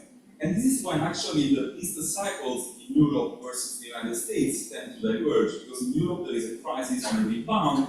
In the United States we have crisis and rebound. In Europe we have crisis, rebound, but then there's a double dip in the recession. So since we know that robot adoption is very pro-cyclical, to me this suggests that maybe the identification is being driven more by the correlation of business cycles rather than technology. So what could be a possible solution? Well, I can tell you what we use as a possible solution, because we have exactly the same problem in the paper. This is together with Massimo and Piero Stanic, was published on the PNAS finally in 2021. So what we are doing here, so we are instrumenting regional exposure. In this case it's Europe, so it's country, region. Here, in your case, would be commuting zone. So the first element of the instrument is always the region-specific employment share at the industry level, which are measured per sample, which is the first ingredient, so nothing new about it.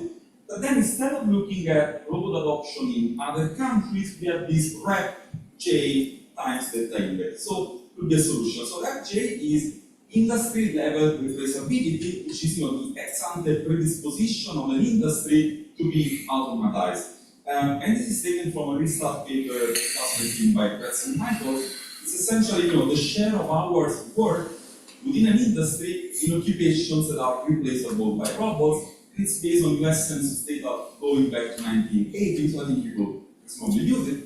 And delta index, were different variations, but in principle this is supposed to be something that captures immediately, directly changes in technology. For example, my favorite was the number of transistors per microprocessor, or the single thread performance. We were also using average unit price of industrial robots in the US, which would be more problematic, but just to anything that goes more directly to technology could help you provide more evidence with alternative instruments. Now, I'm not sure I understand really this implication of the IB plus. So does it mean that the instrument changes across different columns? Because if that is the case, I would prefer to see something where the instrument is not really changing, so we are using the same identifying variation across different columns, especially because we are decomposing effects, right? So, for example, here you say market composition doesn't matter much, but if I look at the F on the first column, it seems that we are a bit underpowered to draw such a conclusion. Whatever. Then so this is the first part of the paper. We show that automation reduces local average carrier values. And then there is the second part of the paper where we say, okay, now we go and look at the effects of market values at the local level on a number of items. And here we don't have time to discuss the instruments, maybe I will. So, of course, you need another instrument, because now you cannot use automation, you have to use something else, and it's not easy. So what you're doing now is you look at the average market career market value in commuting zones that are at least 100 miles away from your commuting zone of interest. And this is not really much discussed in the paper, so I was wondering where the power comes from here, what's the intuition? And I'm afraid that here the power comes from correlated macro variables, I don't know, the overall interest rates of the Federal Reserve or inflation rate or anything like that. But I think this is exactly the kind of variation we want to use for identification because that could be potentially violating this restriction. So a possible suggestion maybe here could be, what if you only select commuting zones that are similar to the one you're interested in based on recent work characteristics? For example, the composition of employment by industry could be an example of how you can match commuting zones that maybe are more relevant. And my question also was, do you really need it, right? Because you are doing many things in the paper. So is the paper about showing that there is an effect of automation on career values at the local level? Or is the paper about the effect of career values on a number of outcomes, which of course requires another instrumentation strategy? And there's even more down the line. So I don't know. Also, how do we interpret these results on the average career values, for example, those on college education, those on housing? So you have this interpretation which is very much focused on dynamics. So people have expectations, they can infer or what's their trajectory, so therefore they act in a certain way. But what is that, if I understand it well, in the career value, there's also the current wage, which is relevant, right?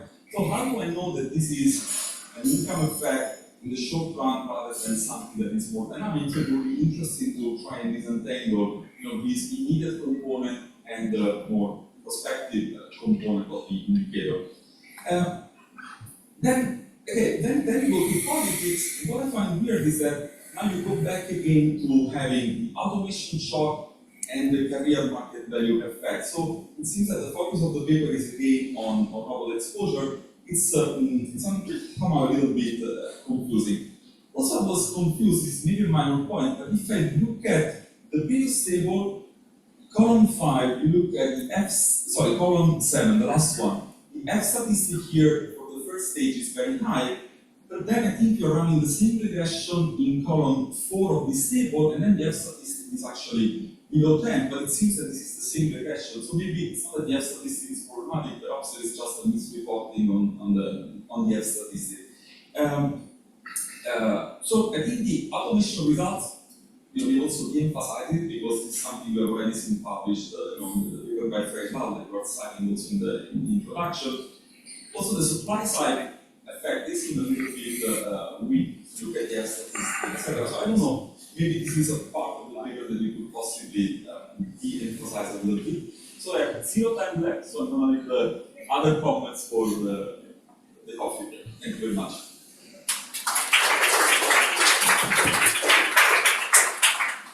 Right, I'm going to start with that approach. Go ahead, Mark. So, if I was referring to, I was nasty enough, but if I was, my comment would be, well, like, how is this different than what Daron and as well 23% time? And I think by, look, because wages are really persistent, so if you just look at, 5-year averages, which would be sort of very close to your career values versus just the total discounted value, they will look too different. So I think you're kind of doing a disservice just by focusing on these career values. I think actually what would be very interesting that you're uniquely positioned to answer is how the profiles of wages change over the career. Because there's two worlds that look very different where you have the exact same present discounted value change, but one where the wages fall a lot today and then they recover a lot in the future, and another one where the wages fall a little today and then they recover a bit in the future. Those two look very different if you're thinking about consumers or workers that are not permanent income and that are in a work constraint and the like, which are likely to be these guys that are in low wage manufacturing. And the normative implications are entirely different in these two worlds. No one had answered that question, and it matters a lot for policy and setting my paper on efficient automation. And so I would say, if you could do that, that would be amazing. Great, Jason. So I came here because I was promised a conference on AI, and this is the second paper in a row that doesn't really explicitly get at it. So I wanted to just take you out of your paper and ask you to speculate about what this would look like with AI. Is it substituting for things in the way that robots is? Is it complementing? Does it open up new that let people make transitions to something they couldn't otherwise do because the AI will remedy the other one? Just guess, because I don't think it's in your paper. All right, I'm going this way. Come on. Great talk, Pinar, and happy to see it. This will actually connect a little bit with Martine was just saying too, I think. So maybe as a way to motivate this, I could actually do a quick poll of the room, make this interactive. How many folks in the room know how to code in Python, even elementary Python?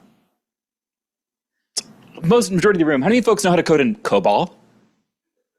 Yeah, it's almost nobody. And yet, like, what fraction of transactions in the US every day are executed by mainframes running COBOL versus by Python programs? It's it goes the other direction, right? And it's like a total polarly different distribution. And so basically, what you have now is, because there's persistent demand, because a lot of that technology is really locked in and it's hard to replace, persistent demand for COBOL programming, even though there's not a lot of kind of like new applications being developed.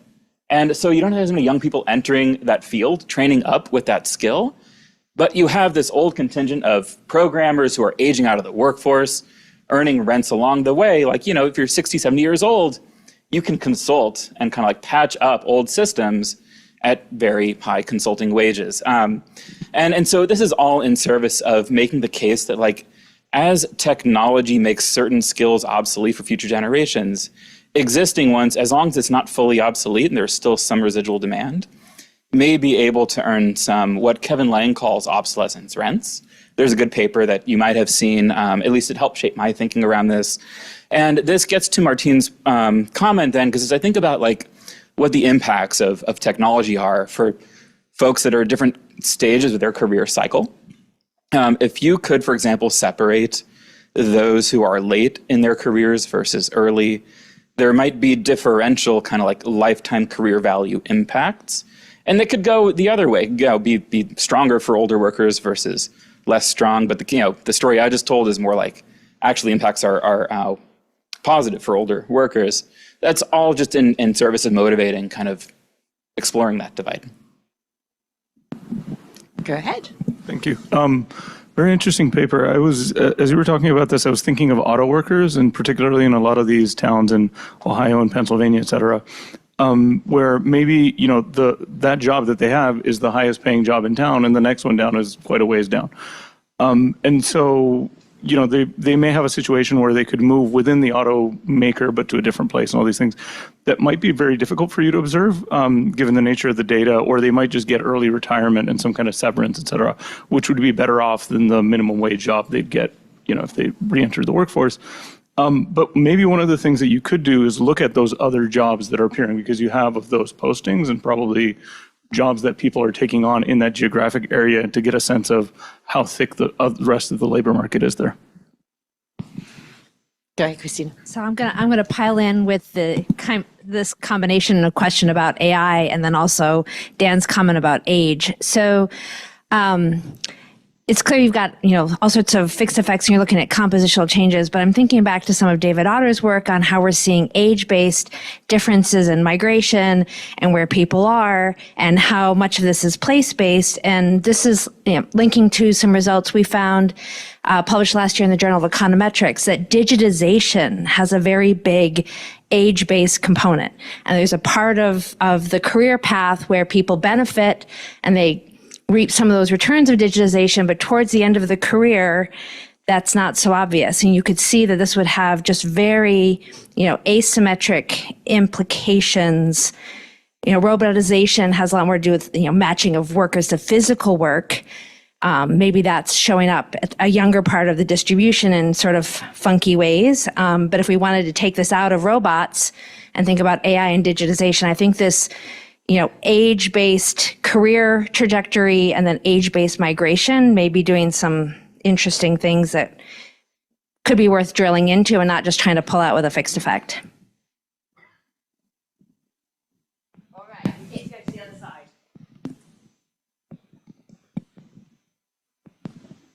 So just one quick question. So PNR is not going to say something crazy like tax the robots, like you often get in this literature. But I think the way these results are presented, I'm curious why this outcome variable is what we care about. So for instance, like take the car industry. I don't adopt any robots. I use your instrument. I don't think this is good for people who live in Michigan working in a car factory down. I think the factory's going to close down because they're going to be outcompeted by people who adopt robots. And I'm just curious, like what exactly is the point of measuring a productivity improving technology that I could adopt but I don't adopt, and then ignoring the fact that it's sold in a competitive market? Like it's somewhat of a strange outcome variable to measure. And so what winds up happening is you get people saying, I think, crazy things like tax the robots. But I imagine you've thought about this much deeper. So I'm curious what you would think is the right interpretation. So this is thinking about the role of robots on political preferences. But in political preferences, you had Trump vote share. And to what extent are those political preferences also about specific policies? And in particular, I think it's useful to think about the policies related to immigration, which is not really a result of automation, but as you know, David Otter and others have shown is sort of correlated, versus preferences for technological change.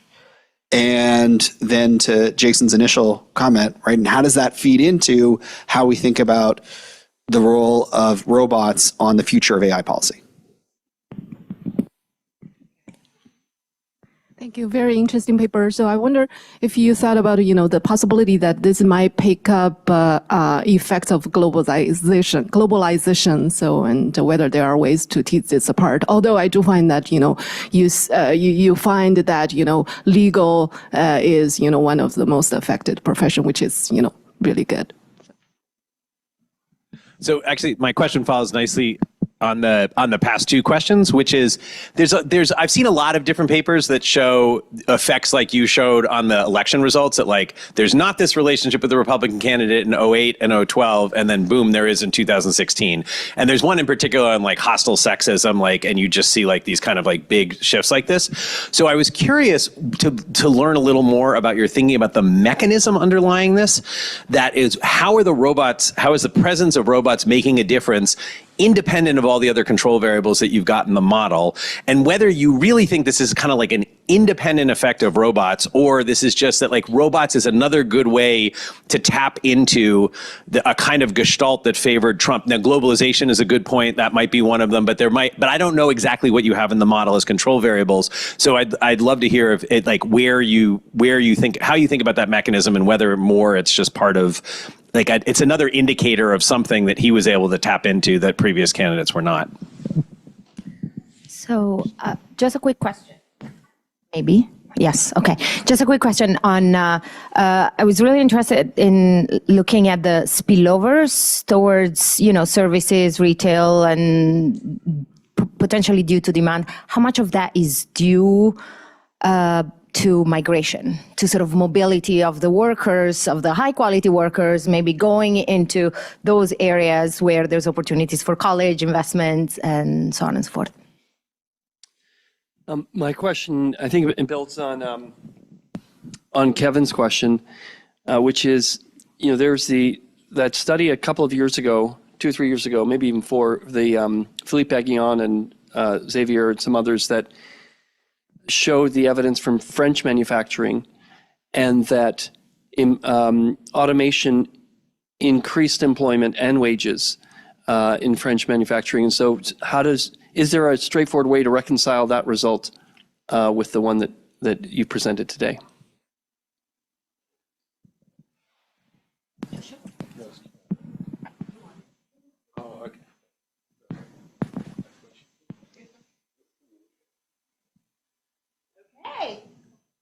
We've got one last one from Sam yet again. No, he's just saying to get on with it, so we will. Let's have 2 minutes. Starting with, thank you so much for the discussion, great points. We do use different instruments. So we, for example, use a subset of the countries that were you also used in the Ajamola and Resrapa paper, and depending on what countries you use, you get different F-stats. So the difference between that you see across different specifications is because of the choice of the countries.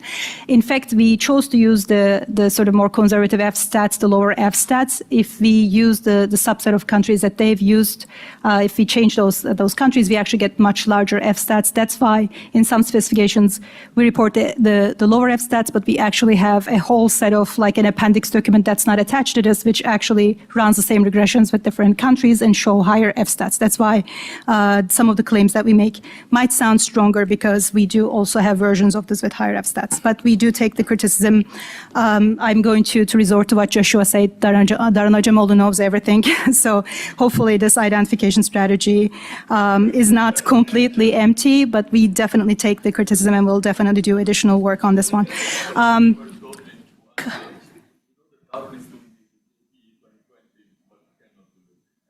Yeah.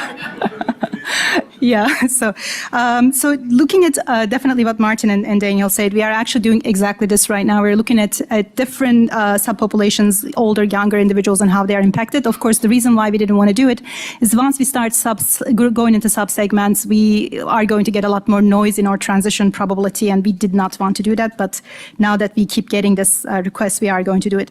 Migration, in a number of different questions, migration seems to be quite small. We are focusing on a commuting zone level effect, and people might be moving within the commuting zone, but the cross commuting zone migration, at least in the time period that we are focusing on, is quite small. So we did look at a version with migration, but that did not seem to show much movement around. So that might answer a number of questions.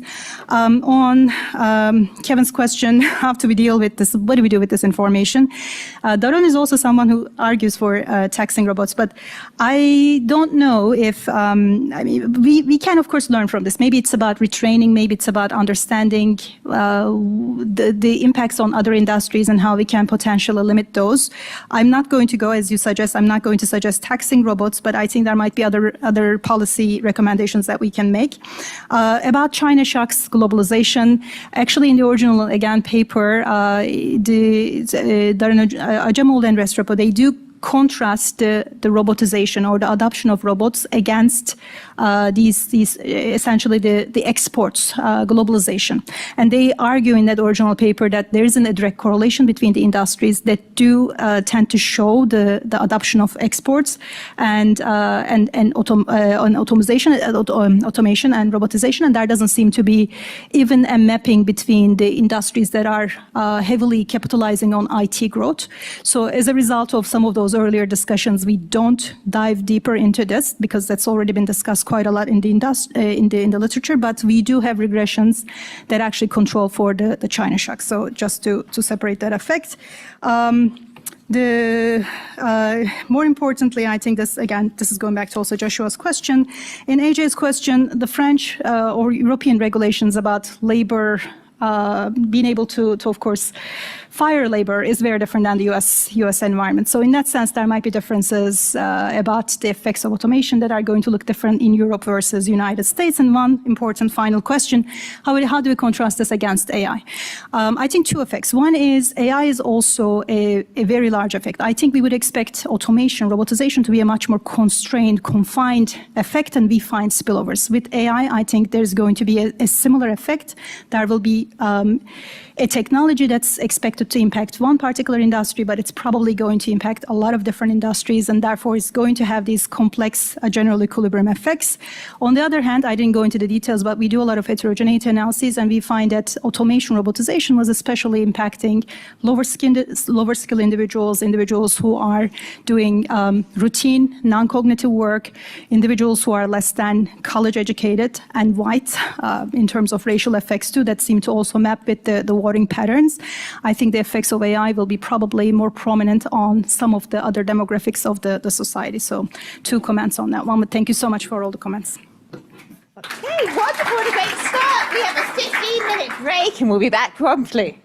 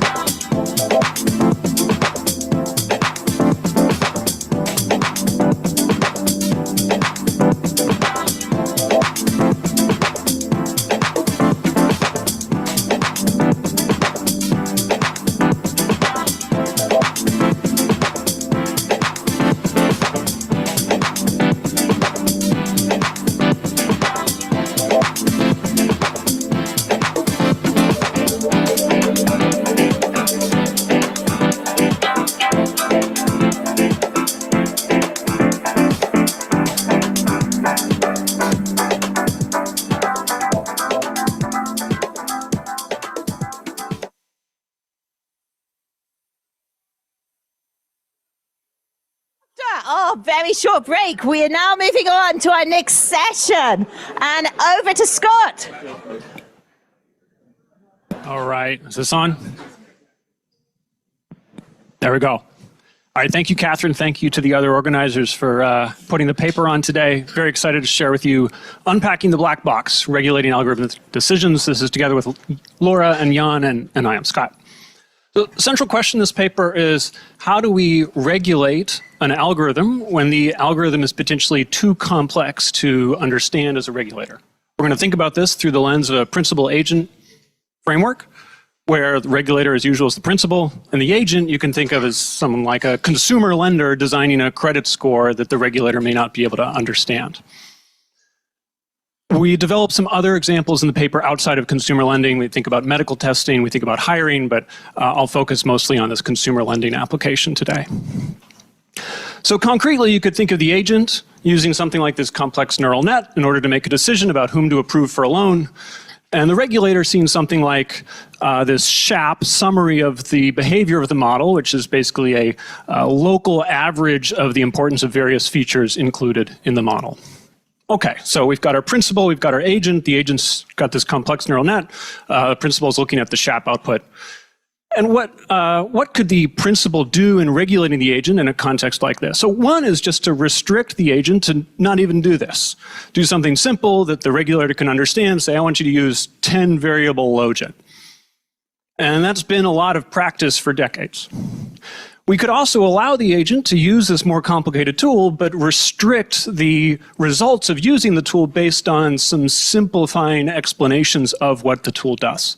And there's some various explanations out there. One could focus in particular on the average behavior of the model. One could focus on different aspects of the model, and what one of the contributions of this paper is to think about exactly what aspects of the model to focus on in this kind of approach to regulation.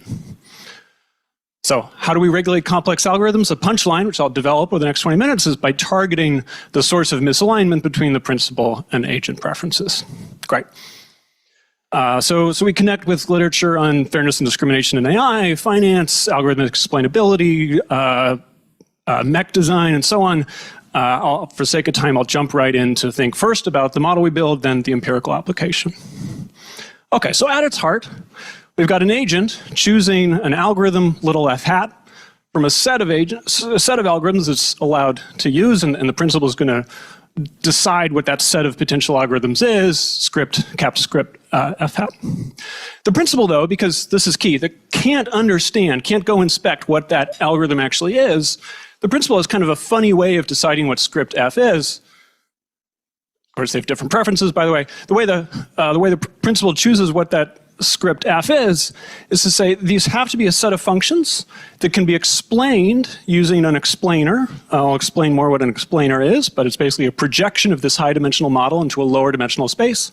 And once you explain it, it'll have certain features. So when you see that little E operator, that's not an expectation, that's a projection of a complicated model into a lower dimensional space. And what the principal is going to be able to do is say, we're going to take this complicated model and do that projection. So you can think of a real world examples of this explainer as, for example, a linear projection of the model, various variable importance measures like SHAP, evaluating the model at a fixed number of data points, and so on. Okay, so that's the game. There's also a kind of ex-ante game where the regulator gets to decide what the rules of the game are going to be. One option they have at this stage is to say, I'm going to spare myself the trouble and we're going to restrict ourselves to simple algorithms. And you could think of simple algorithms in this world as algorithms where the explanation of the algorithm is exactly the algorithm itself. It's so low dimensional that when you project it into low dimensional space, you preserve all the behavior of the algorithm. We're going to ask, when does the principal want to kind of do what we've done for the decades, and when does the principal want to allow an agent to use some newly available technology? If we particularize to thinking about a regulator and a lender, we could think about the lender at the bottom of the slide solving this problem where they're trying to predict this outcome y, which is loan default, and then they'll have that prediction of the probability of loan default f of x. And then we could think of the regulator as really wanting to predict the same thing at the end of the day, but also to put a little bit of weight, let's say, on the difference in those predictions across two protected groups. So we could have group 1, group 0, and the regulator may care, as we often do in US, fair lending regulation, about the outcome of this credit score across different groups. Okay. So I'm going to develop, we're still in the theory section of the talk, but I'm going to develop a super, super simple example of this to try to illustrate exactly what we think is going on. Think about a world where we're trying to predict repayment with just two covariates. We look at a credit report, and it turns out in this world, the only things on the consumer's credit report are a record of past default, there's a dummy, and then an indication of whether they have a thin file. That's kind of industry speak for whether there's just not much information on the credit report at all. So we've got basically bivariate OLS with two dummy regressors. Super simple, okay? Now, the lender wants to use all the information in the credit report to predict default. The regulator, let's say, wants to put less weight on thin file because thin file tends to correlate with protected class due to things like historical disadvantage limiting access to credit historically. Now, the way this simple example connects with the more complicated stuff we're trying to think about is, let's say bivariate OLS is so complicated the regulator can't understand it. The regulator just wants to think about univariate OLS. So that's the regulator's information constraint, this very simple model. Then what the regulator can do is take the complicated bivariate OLS and project it into a univariate OLS model, basically regress the predictions of that model on either past default or a thin file.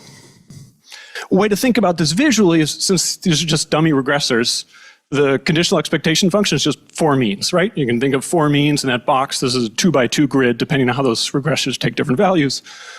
What the regulator may want to do is to project those four conditional means onto either what you see along the vertical axis or what you see along the horizontal axis of this space.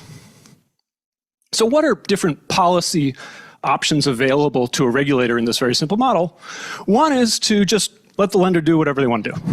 The lender will go ahead and put large weight on thin file. That's not what the regulator wants.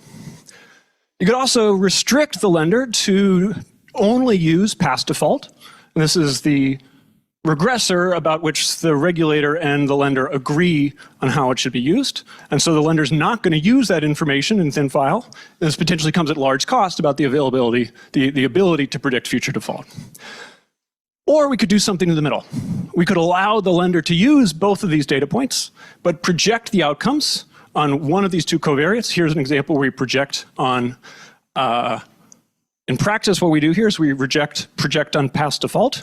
But in general, what this type of explanation is one that we see is kind of very common in practice. We'll call it in this paper an agnostic explainer. But the idea is you're trying to capture the maximum amount of the overall behavior of the model. The reason this captures the maximum amount of behavior of the model that you can capture with just one regressor is you see that the variance of that x is higher than the variance of this other x. So you could audit the model based on how it behaves in terms of past default, or alternatively, you could focus on the other x, project onto that, and audit the model based on how it behaves in terms of thin file. So at its heart, while we're doing hopefully a lot more than bivariate OLS in the paper, this is about telling the regulator to focus the audit or the explanation tools on that covariate over which there's misalignment.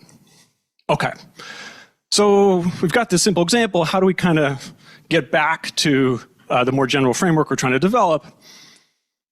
Of course, we're thinking of that bivariate OLS setup as analogous to this complex neural net. And so when we're projecting the model into a lower dimensional space, we have this graphic we like at the bottom where, let's say, the truth or the model in all of its complexity is kind of represented as a cylinder. You could project that cylinder onto one wall and it looks like a square, onto another wall and it looks like a circle. Those are both true projections of the model. And the question is, which of those projections is most useful for the regulator? And we're going to think about how to project something like a neural net into lower dimensional space. Okay, so the more general setup of the model is very much like what you've seen already, but the regulator and the agent are going to have slightly different preferences, U superscript A, U superscript P, over what they want the model to do. And there's going to be a delegation game where the principal decides what set of models the agent can use, and the agent goes ahead and picks their model. And the way the regulator is able to choose that set is they have this explanation tool that projects that model into a lower dimensional space. So we're going to consider and compare two different policy design choices. One is to just restrict the agent to relatively simple models where you do not lose any model content when you project in that lower dimensional space. Or we're going to give the lender a longer leash, let them do something that maybe the regulator doesn't want them to do, but at the benefit of having them use more information that may benefit things like predicting default, which at the end of the day, both the regulator and the agent care about. All right, so we have a few results developed in the paper. A couple I want to focus on is, first, what do we do when we think the distribution of cases, like loan applicants concretely, that the regulator and the agent are going to see is the same? So they care about the same population, they just have different preferences over how predicted default gets assigned. So that's what we'll call model shift in the middle of this slide. When that's the case, the question the regulator wants to ask themselves is it easier to just explain exactly what I want using a very simple model? That's the term on the right-hand side of this inequality. Or is it easier to explain the difference between what I want and what I know the somewhat misaligned incentives of the agent want? And whenever that difference is easier to explain than just your preferences itself, then what you want to do is allow the agent to use all of the data out there, all of the prediction tools they have available, any AI tool they can access, and then you just project it into whatever low dimensional space the regulator can understand. A particular applied example of this is thinking about concerns about disparate impact. I started with that example where the regulator doesn't want to put as much weight on thin file. When that's the case, we can tell you exactly what the regulator should project onto. It turns out to be the best predictors of the protected class group membership that the regulator cares about. All right, so that's an introduction to the theoretical contributions in the paper. I then want to turn to our empirical application. I think two main goals with this empirical application. One is just to show you these results in actual high-stakes real-world data, and then also to show you just how much the regulator actually benefits just in their own preferences from allowing this agent a longer leash to use these more complicated models. Okay, what's the application? We're going to work with a near decade-long semi-annual panel of consumer credit reports that we've built for other work. And you can think of these credit reports as having hundreds and hundreds of features, just like a real-world lender has, and then records of past default based on those features. And then we'll focus on credit card default in particular for reasons such as this being a relatively common product and something that is a part of the industry that's already adapting some of these tools. And we're going to think of a few different loss functions that'll drive the models different agents want to build. So the lender just cares about predicting default. Relatively simple loss function for them. The regulator cares about default plus some lambda weight on disparities between two groups, group 0 and group 1. So you don't want a credit scoring model, as the regulator here, that overly penalizes some group that has suffered historical disadvantage, and there's laws to protect. Now, the lender, when it faces the kind of explainer-based regulation that we develop, has a slightly different problem that they solve. Instead of just solving that squared loss problem, they also solve it subject to some of the coefficients in that in their solution being exactly equal to beta hat as chosen by the regulator. So the regulator gets to pick not every beta in the credit scoring model, but a few of them. And this follows from the third theoretical result that in cases of disparate impact, we know exactly what we want that explainer tool to prioritize. Okay. And we'll think about the two different explainers that I previewed. First, an agnostic explainer like SHAP that just tries to capture the overall feature of the algorithm, and then this target explainer that focuses on group membership. I'm going to explore this and show the benefits of greater model complexity through a series of what we can think of as kind of Pareto fair plots or kind of Pareto fairness frontier plots. These are common sometimes in the AI fairness literature, thinking about kind of on the one axis, model performance, and on the other axis, some measure of fairness. And what we're focusing on here is on the x-axis, the mean squared error that the agent cares about. The regulator cares about that too. On the y-axis, the disparate impact outcome that only the regulator cares about, right? So kind of following what these plots are. It's important to note, not every model out there, of course, is on the Pareto frontier. But the idea is that if you draw a model and it's not in the frontier, then under everyone's preferences, you can do better by moving closer to the frontiers. The frontiers just show the set of models that cannot be improved on in both dimensions. On the left, we've got training data. On the right, we've got test data. And you can see the story's pretty much the same. I'll just focus on the test data from here on out. Let's start just with this first dotted line all the way to the southwest. That is the most simple linear model that we study. You think of this as like 10 variable logit. That represents like decades of past practice. And you see what, if the regulator were to pick a single logit model that they wanted the lender to run, they'd be on the kind of northwest part of that frontier. If the regulator just allowed the lender to do whatever the lender wanted, it'd be in the far southeast part of that frontier. Because the regulator can understand this model, they can achieve any outcome on this frontier. They can just tell the lender to do it. Let's, though, consider some of these other frontiers that we're thinking the agent is the only one that has the technology to implement. The regulator is not able to understand that model to the extent that they can dictate what its contents are and can't audit its contents ex post.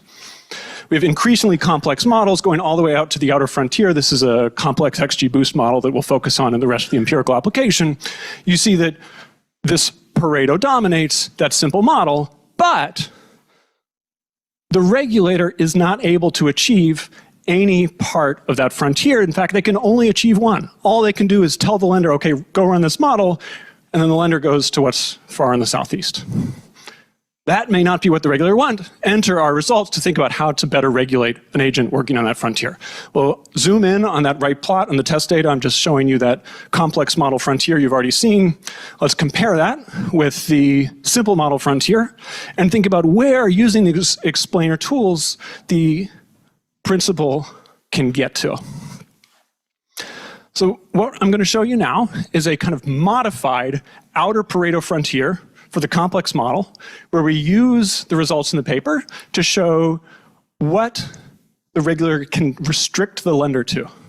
Turns out to be this little colorful tail here. By telling the agent that you have to have a model that, when projected onto just 5 simple covariates out of the hundreds that the complex model uses, when you have to project onto 5 simple covariates and have precisely some coefficient on those 5 chosen by the regulator, the Pareto frontier now looks like this. And again, the regulator can't tell the agent where to be on that frontier, but they can just force them to be on that frontier. So the regulator goes, the agent goes all the way to the southeast. That blue dot is better off for both regulator and agent than restricting to anywhere on that simple model frontier.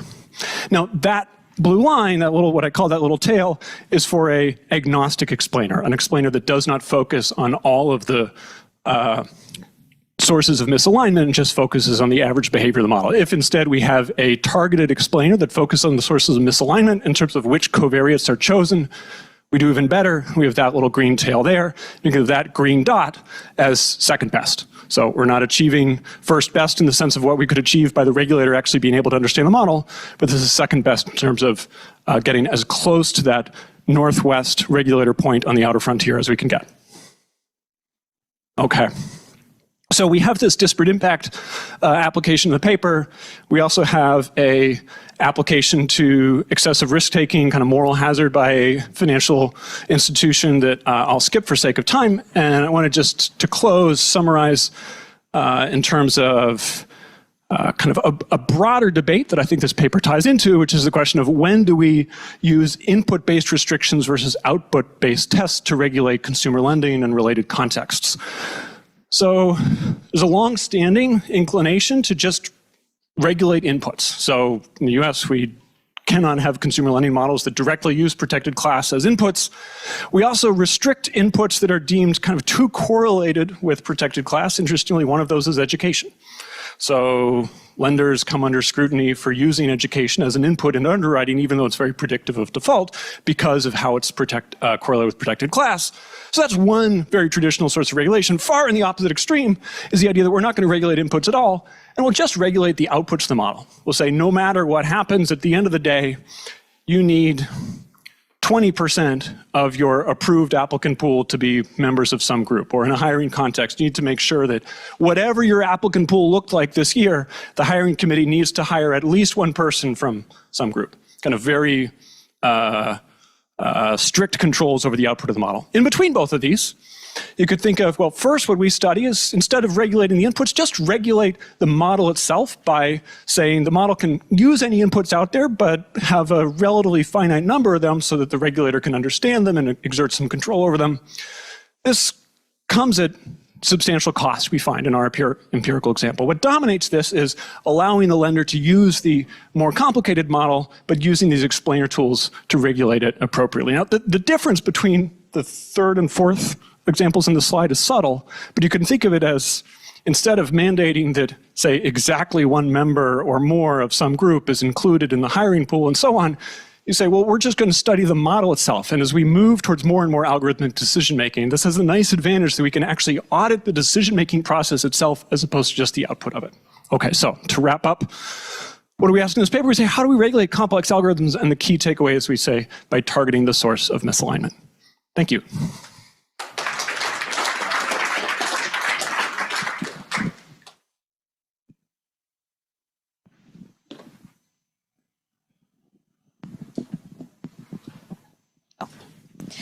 Thank you for giving me the opportunity to read the paper. It's really, where should I do things? It's a great read, and Scott did a wonderful job explaining it. So the paper asks basic question, how to regulate complex algorithms. And there are three premises that the paper is built upon. One is, so they cause the problem as sort of a principal-agent problem. There's a misalignment between the principal and the agent. Second, the principal sort of is limited in its ability to understand the algorithm or access the proprietary data so that they can actually dictate what the agent can or cannot do. And third premise is complex algorithms are going to produce much more accurate predictions than the simple algorithm. So there's a lot of efficiency gain that you're going to achieve by allowing for complex algorithms. They clearly list out what is the first best, which is not going to be achievable, which is if the principal had access to all the data, understand the complex algorithms, and at the same time can dictate what the agent can or cannot do, then the principal can achieve the first best. But obviously it's not achievable. So under that premise, the regulator faces two options to achieve potentially second or third best. Basically, the two options is, one is to ban the use of complex algorithm, to constrain the algorithm to simple ones in the sense of basically allowing the agent to only project onto a smaller number of variables based on parameters specified by the principal to maximize the principal's own objective function. Versus the second option, which is allow them to use complex algorithm in any way they want. The only subject is that come back and reproject the predictions onto a smaller number of variables so that you can explain it to me in a way that I want. But at the same time, those coefficients of the smaller number of variables need to be consistent with what I want ex ante as a regulator, according to my objective. And the first question they ask, which one should they choose? And obviously, this benefit cost analysis is the benefit of allowing for complex algorithm is efficiency gain. So then when the efficiency gain is going to be greater than the potential misalignment cost, then you should allow for complex algorithms. And the second question is, conditionally allowing for complex algorithms, what should be the set of variables that the regulator should ask for the explainers to project upon? And which is very cool is that if you care about misalignment, just target the source of misalignment to minimize the amount of variables that you cannot explain about misalignment. I really like the paper. I learned a lot. It's quite technical and spent a lot of time reading it. And it's a very important timely question. What I really like is out of all the possible ways to think about what transparency means or what explainability means, they have a very clear definition of what that means. So that gives you a very clear idea what are the policy options that the regulator faces. And I like the simple two variable examples. They use various examples throughout to explain what it means to for these different options. And I really, really like the real life example that they presented for the consumer lending. So what I'm going to say are going to be sort of from a perspective of an empirical researcher and policy, possibly a reader from a policy background. So some of them are likely to be outside the scope of your model, and hopefully it can be somewhat useful. So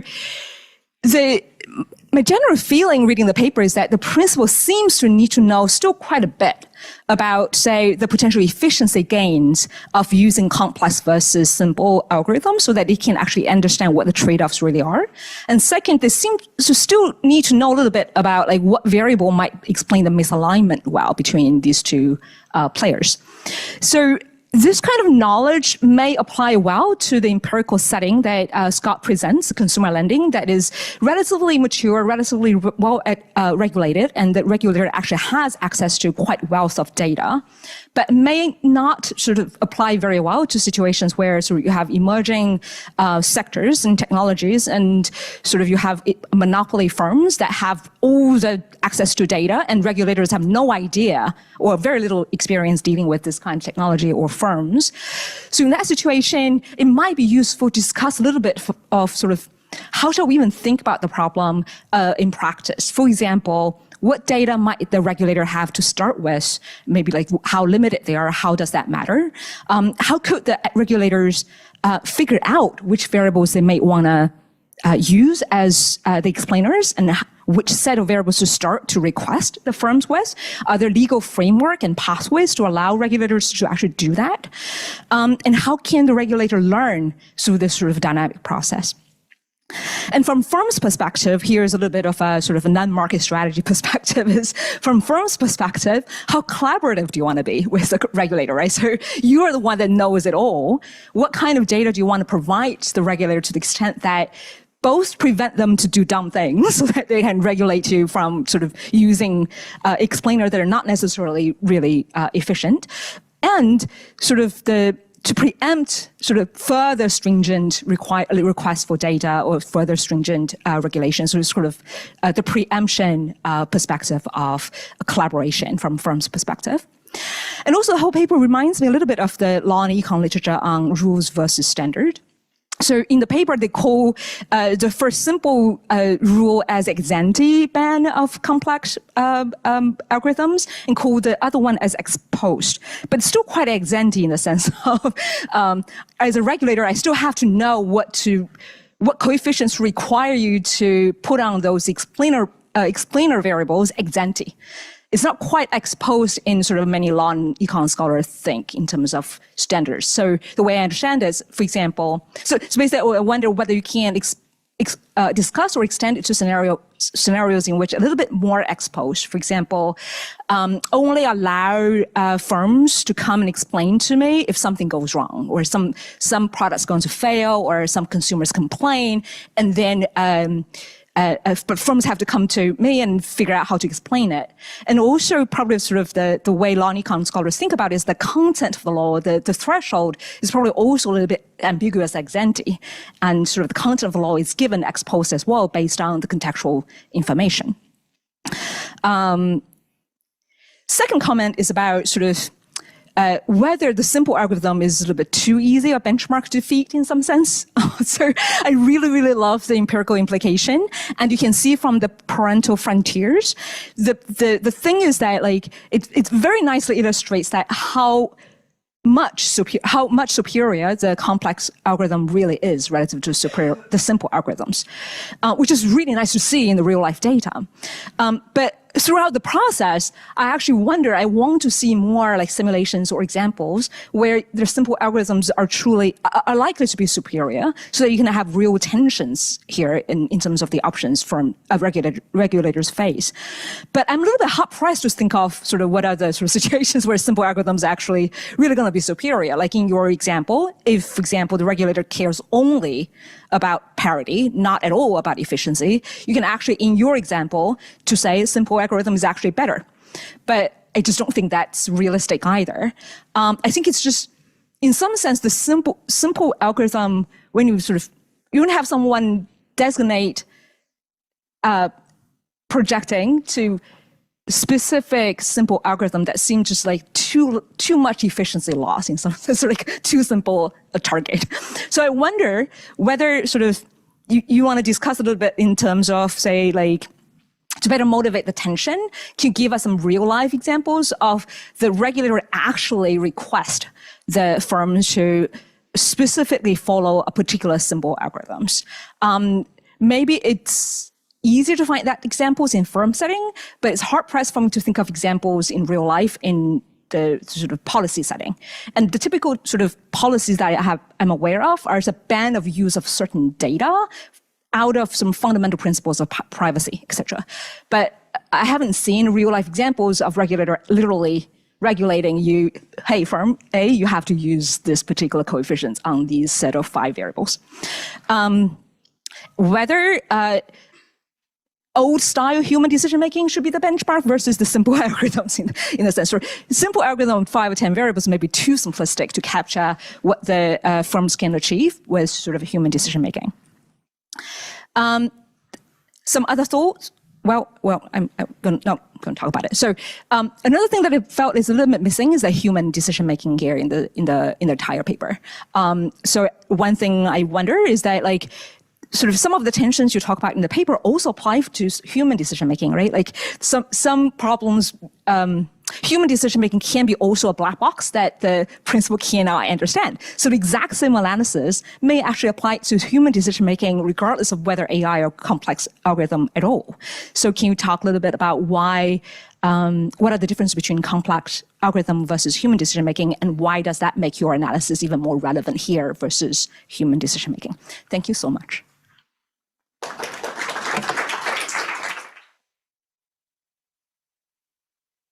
You lead us off. Really interesting paper. So when I think about legal demands for explainability, I either assume part one of what you said, which is then we can't use cutting edge technology and our models will be bad, or that the model will be a convenient fiction and effectively will be lying to the people saying, hey, we can explain it, when we're only actually explaining some small fraction of the overall. And one way to think through your conclusions is, yes, it's a convenient fiction, but in some cases, all we might care about is that small part of the variation. And so if you can think through this as almost a justification for certain kinds of explainability, so rather than saying the places that have a law on explainability, effectively they're either making their technology, the technology of their country, their continent, whatever it might be, useless, or saying, well, we're just going to lie to our citizens and make them feel like they can understand it. You have something else, which is to say, to the extent there are certain variables that matter, that is something that we can provide explainability on. And maybe the rest, we don't really need to know why the model predicted what it did. We just need to know that it didn't discriminate based on protected classes. And that will go a long way to justifying when we see explainability. So this was fascinating. I wanted to link to what Hong said at the very end, in settings where not only you have an algorithm, but you may have sort of a market where different firms have a mix of algorithm only, human and algorithm making the decisions. Do we just want to regulate the algorithm, or do we want to regulate sort of the output of, regardless what the technology is? Because if that's the case, then it strikes me that an outcome-based test may be the only solution, or maybe not. I actually don't know. I want to get your take. Also because, in a sense, right, if we care about the average effect, the average beta, that works really well. But when we start thinking about the dispersion of the treatments, then it becomes a little bit harder to sort of model it. Thank you, though. So the whole approach taken in this paper seems questionable to me, because the whole point of having models like neural networks is that they're nonlinear. It's not to oversimplify a reality that is complex. And if you're the regulator, trying to intervene at the level of I have an oversimplified explanation of what's going on, actually, it's almost, that's either going to be irrelevant or misleading, and either way make things worse. I would say that there's only really, that I can see, there's only one good way for the regulator to intervene in models like this, which is actually none of the ones that you listed there. It is to have terms in the objective function that reflect the objectives of the regulator. But it's not the same thing as dictating a particular outcome. The outcome could still vary. But you, the regulator, the model can be a black box to you. Trying to understand what's going on in the neural network at the level of projecting into some variables is just, that's to me sounds like just not going to work. Now, so my question to you is like, what is your justification for doing, what you're suggesting over what I'm suggesting? I'd be very curious to know that.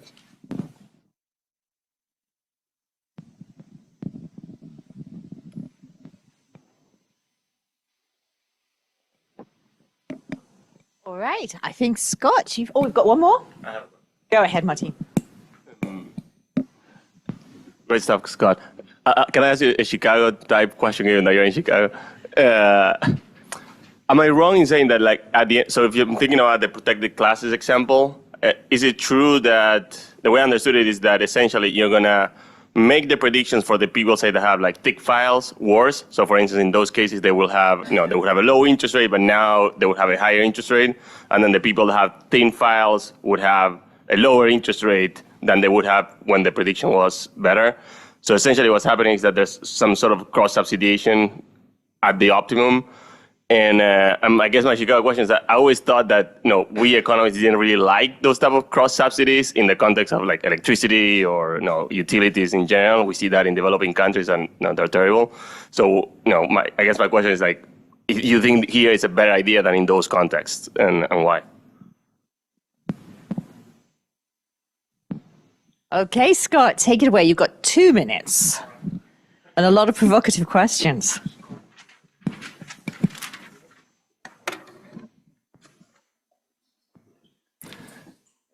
Great. So starting with Hong's discussion, thank you for the very thoughtful, generous discussion. I think there's a great point about thinking more about kind of the human decision maker behind here and tying in more with the rules and standards debate in the law and econ literature. One thing interesting that human decision makers like the Daniel Kahneman book Noise on kind of thinking about different human decision makers generating a lot of noise and decisions that the algorithm doesn't. We could, as we kind of think about this Chiara's question as well about kind of the different competing firms that may have a mix of human decision makers and algorithmic decision makers, you could think of the firm is going to prefer the algorithmic decision maker if the algorithm is kind of doing its job, but maybe they just aren't operating at that kind of scale. And so similarly, what we have in banking regulation, you could have one set of regulations for kind of the small firm that just wants something simple, like projecting studying outputs, and then like the Basel III firm that wants to study its actual different risk scoring weights at the level of the firm, or here kind of develop a specific model. I think we could think of the firm kind of opting into having a algorithm-based regulation. So Avi, I love this tie-in. Thank you with thinking about certain kinds of explainability and trying to argue like we are potentially justifying some of the push for explainability. Like it's true in consumer lending when you have these explanations that come out kind of are pretty useless to the consumer pretty often, and some of them actually historical motivation for the projects is thinking about those kinds of issues.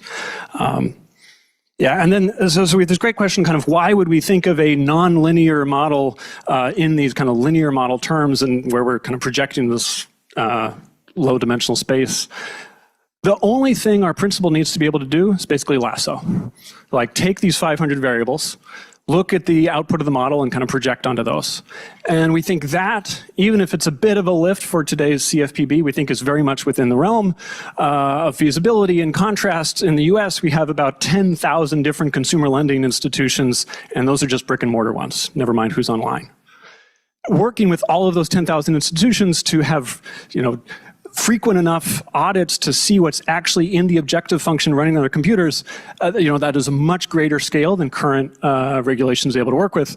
And so I think that is one reason we would think about this more automated version. Finally, Martine's loved the Chicago question. Yeah, so there are myriad really important motivations for anti-discrimination law. Many types of discrimination may not need to be understood through this kind of market lens, but we're going to think of a slice of discrimination law where basically what we're doing is, maybe through an Atkinson-Stiglitz lens like inefficient redistribution, but we're basically redistributing by creating these cross-subsidies. We kind of take it as given that we are not going to move away in the US from having these very strong discrimination law protections. We're kind of saying, what's the best way to do them, given that we think they are part of the policy space. That being said, I think there are other reasons, potentially related to political feasibility, but also economically interesting ones, why this is a good way to do redistribution as opposed to just through the tax system. Great, thank you.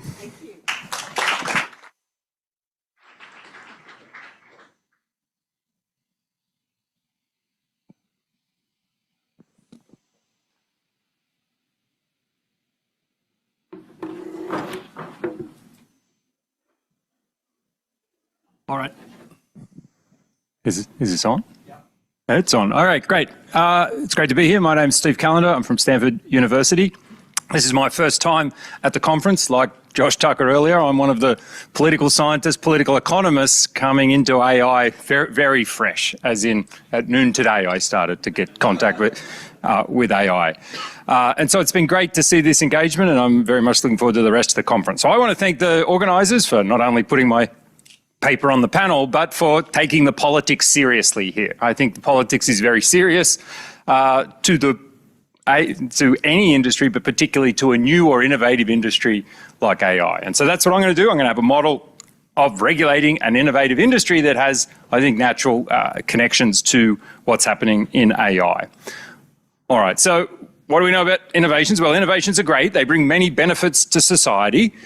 We can just look around and see all the great benefits, but they can also bring harm. Sometimes a new innovation gets introduced in the market and causes society to be worse off than it was beforehand. Right? And so this creates a role for government regulation. We want the regulator to impose rules, regulations that allow us to harness the benefits of new innovations while preventing the harms. This is a hard job for regulators to do, and that you guys are sitting here trying to figure out what AI is and what it's going to do to society. Regulators have even less a base of knowledge than people in this room, and they're charged with making rules, regulations about how AI should and other innovations should operate in society. And so how can a regulator decide or determine which innovations are going to be beneficial and which ones are going to be harmful? This is a very hard problem to solve. All right? Fortunately for the regulator, some better information does exist out there, and one place where better information exists is within the firms themselves that are developing that innovation. These firms know a lot more about it. They have information about the likely impact and the quality of products that are going to be produced by a new technology. But of course, there's a conflict of interest here in that these firms are also going to benefit from that innovation. So the question we're interested in today is, can the regulator extract the information she needs from the market to make good policy?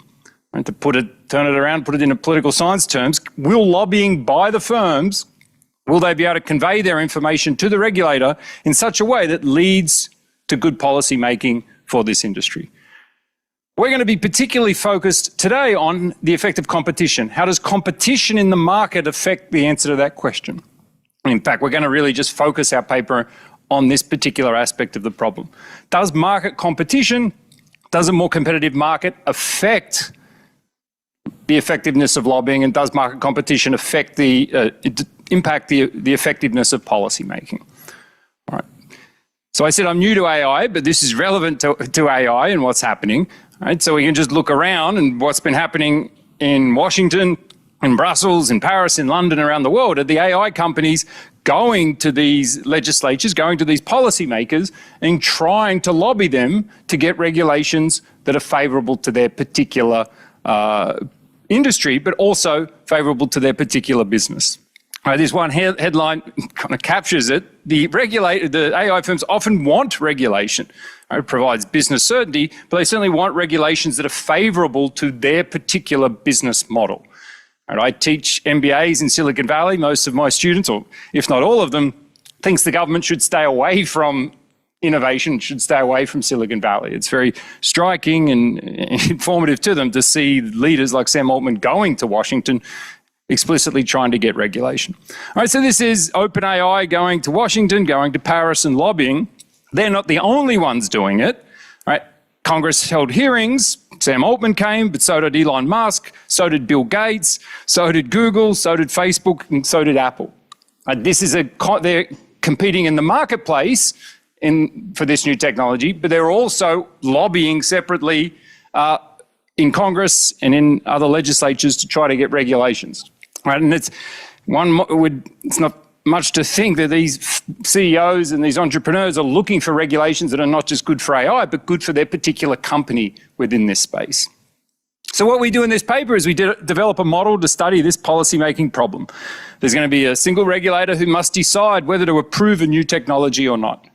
If allowed, the technology will disrupt an existing market, potentially displacing the incumbent firm, and the market's going to be winner take all.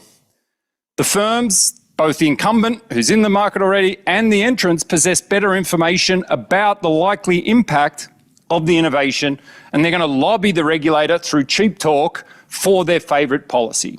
All right, so we're going to focus on this lobbying behaviour where each firm is going to lobby for their most preferred policy. And as I said at the start, we're going to emphasise the role of market competition on the regulator's decision. How does different levels of competition in the market affect lobbying and affect the quality of policy making?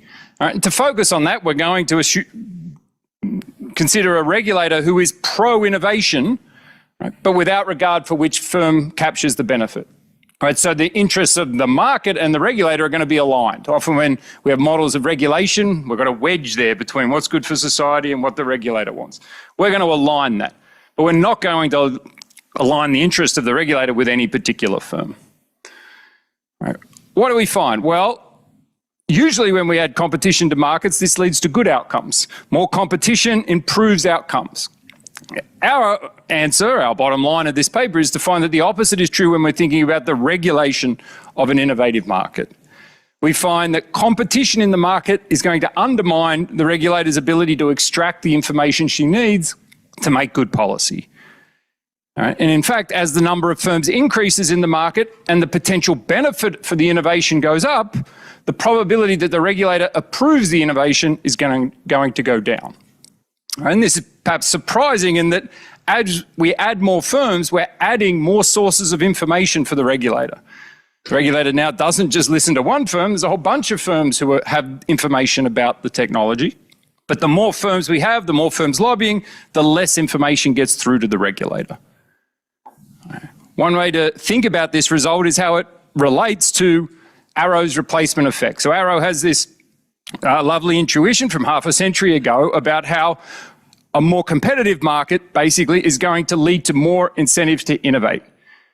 If you have a monopolist, and their incentive to innovate is smaller because they only capture the marginal benefit of that innovation. If you have an entrant come in, a competitor, they have a greater incentive to innovate because their outside option is zero. They replace the monopolist, capture the bulk of industry profit plus the increment from the innovation. And so that intuition is the more competition, the more innovation you get. What we're going to find is the more competition you get, the less innovation makes it to market. And we're going to assume the innovation happens. The question is, does it get to market? Does the regulator approve it? And so we're going to find the opposite relationship there between competition and innovation. And I'm going to come back to that later on to explore that connection. All right, great. So that's the bottom line. I hope you find that interesting. That's all I'm going to tell you here today. The model I need to make this point is remarkably simple. So what I'm going to try to do is I'm going to try to do the model and results just purely through pictures and words. No equations, no notation. I often find it hard to keep track of notation in talks, but apologies to all the theorists out there. This is probably going to be a little loose, but I think this is the easiest way to follow along with what I'm doing. All right. So this is the setting. There's a policy space. We can think of it as being discrete, where 0 is the status quo, and there's a bunch of other policy settings that the regulator can choose instead. All right, so the status quo is in place. We're at policy 0. There's a regulator who can decide we move to policy 1, policy 2, policy 3. I can think of all of these settings as approving the innovation in some way. All right, policy 1 might be you can do whatever you want with that technology. Policy 2 might be you can use it in certain ways. Policy 3 might be guardrails around that policy. Right? Going back to Scott's talk, this might be policy 1 is input-based restriction. Policy 2 is output-based restriction. Policy 3 was, I think it was model-based restrictions on what you can do. Right, so you can think of this as a binary choice, but we like to have a richer policy space to choose from. All right, so that's what the regulator gets to do. There is an incumbent in the market. The incumbent in the market is winning the market under the status quo, and we can think of its quality as given by some value that's publicly observed. Right, so everyone knows that because that's what's happening right now. The regulator's problem is she doesn't know what is going to be the quality of the product under policy 1, policy 2, policy 3, and so on. All right, and so that's what she needs to learn, but that's what the firms know. All right, so she doesn't know, if we're going to think about the incumbent's quality under policy 1 might be lower than under the status quo. And that's causing society to be worse off if we were to shift to policy 1 and that was the winning quality. All right, but maybe under policy 2 it's better, maybe under policy 3 it's better, but not quite as high. All right. If these are the qualities for the incumbent knows what quality it has, right? So the ideal thing for the incumbent would be to switch to policy 2.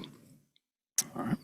And so if it was to lobby, it would lobby for policy 2. It would go to the policymaker, go to the regulator and say, please switch to policy 2. Right. This is via cheap talk. So a question is for the regulator, what information can she extract from that recommendation? All right, so what we're going to do is, as I said earlier, we're going to assume the regulator is aligned with the market outcome. All right, so suppose the regulator has a utility function that is increasing in the quality of the market outcome.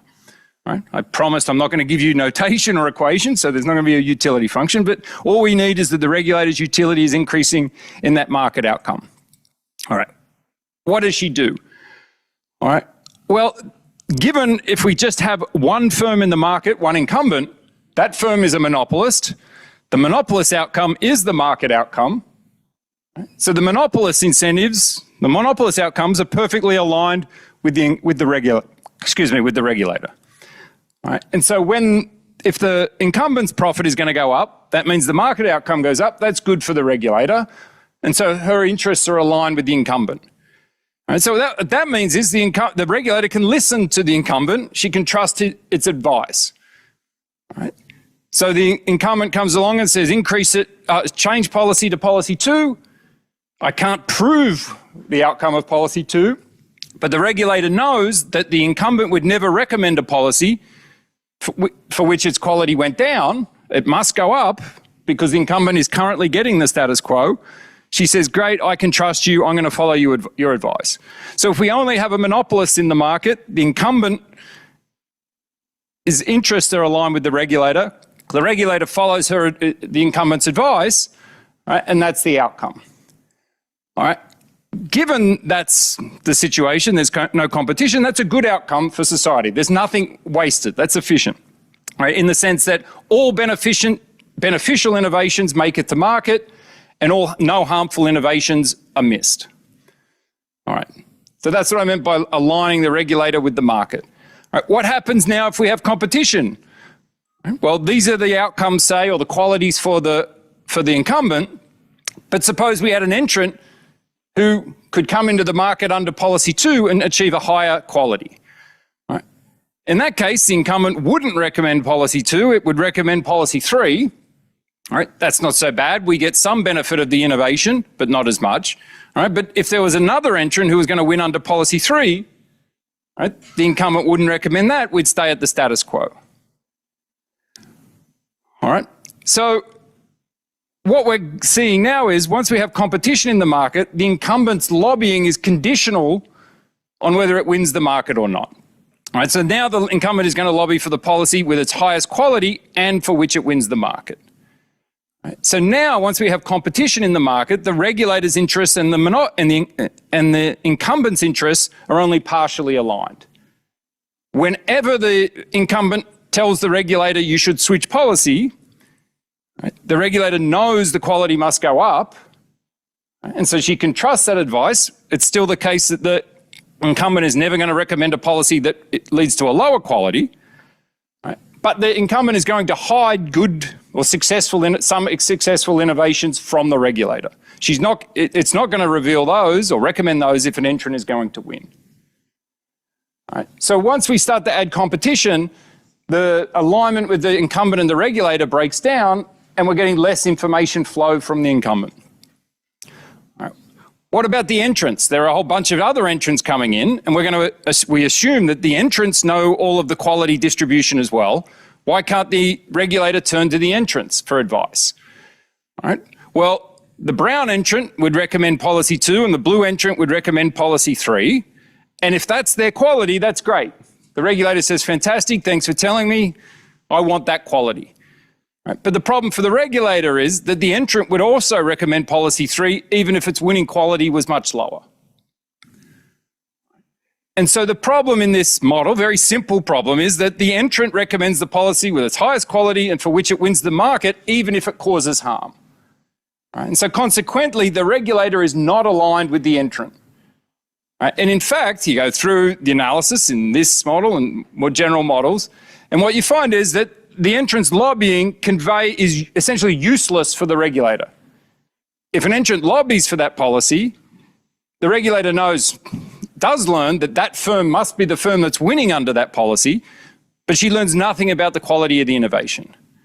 All right, so very simply then, what we find in a competitive market is that it's still the same, that the regulator follows the incumbent's advice, doesn't learn anything from the entrants, right? But obviously in a competitive market, we're now getting conditional advice, and so we're going to miss out on a bunch of innovations.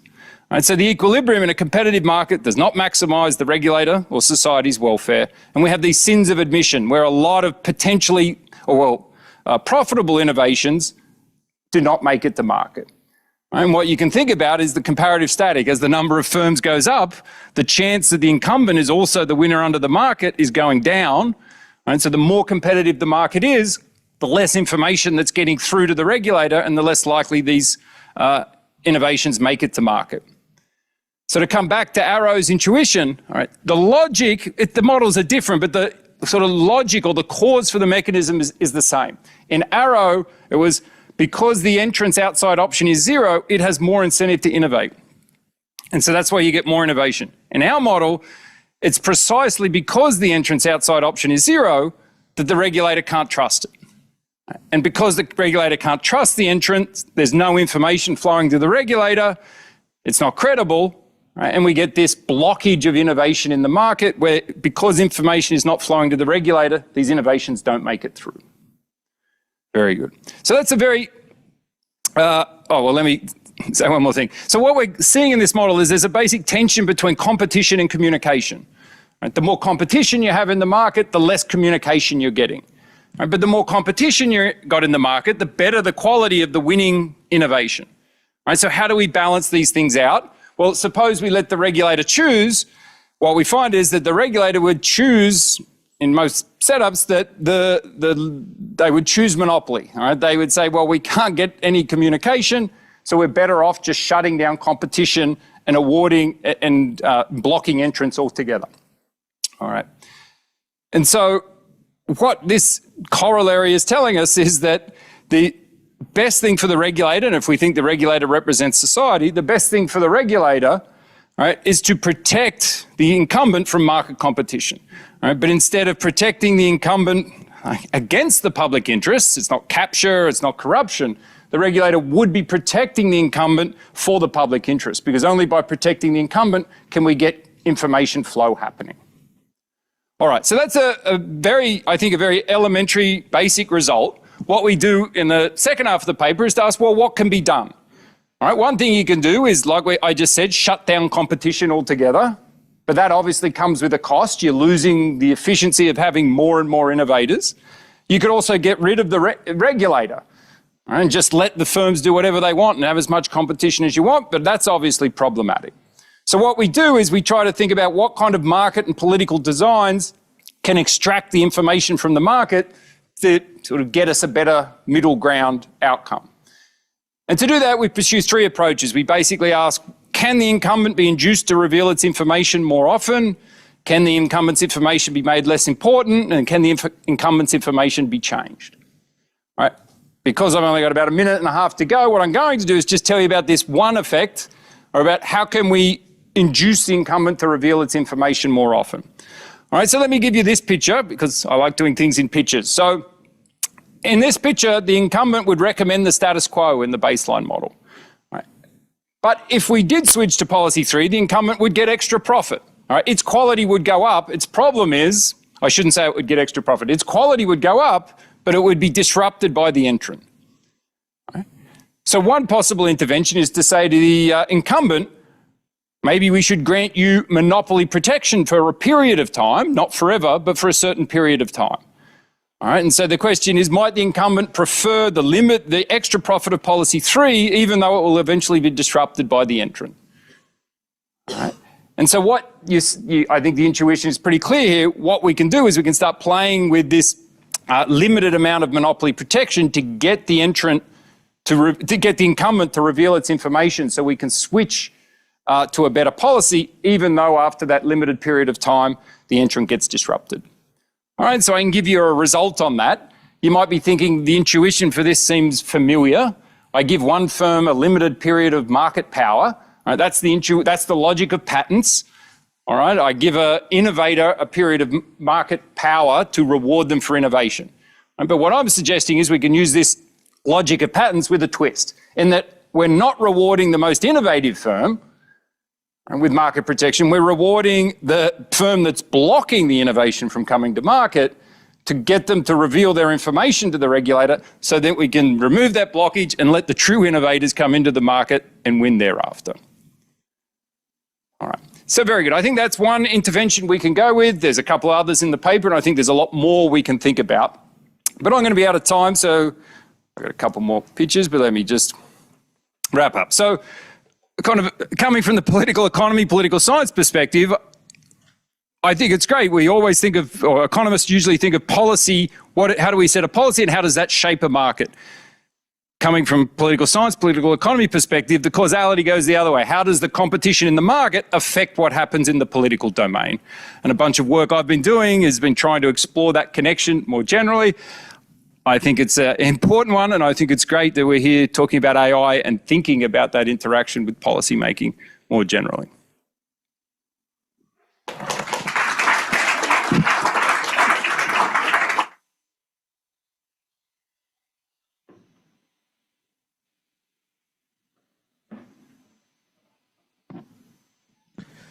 All right, in the spirit of self-congratulation, I'm very grateful that I was chosen by myself to discuss this paper.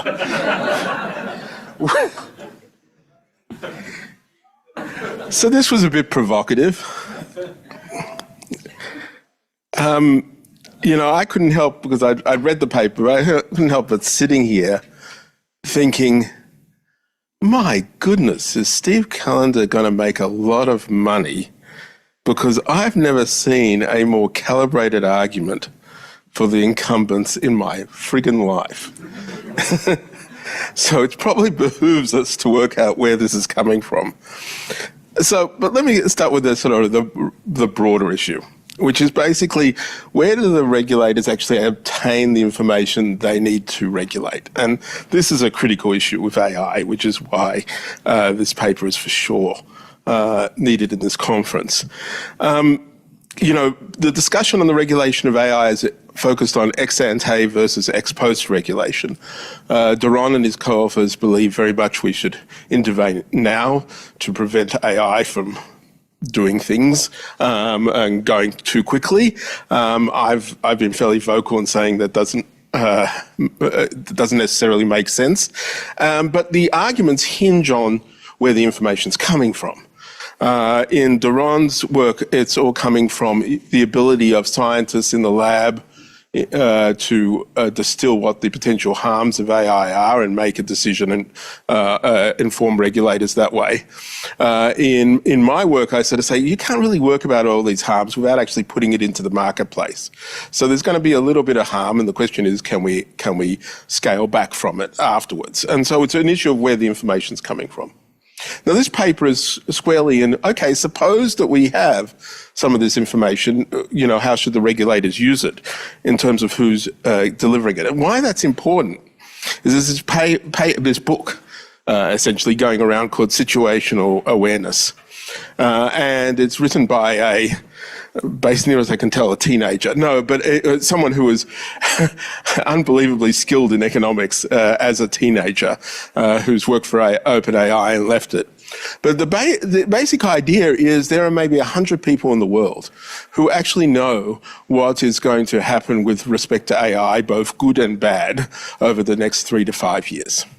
They've got what's called situational awareness.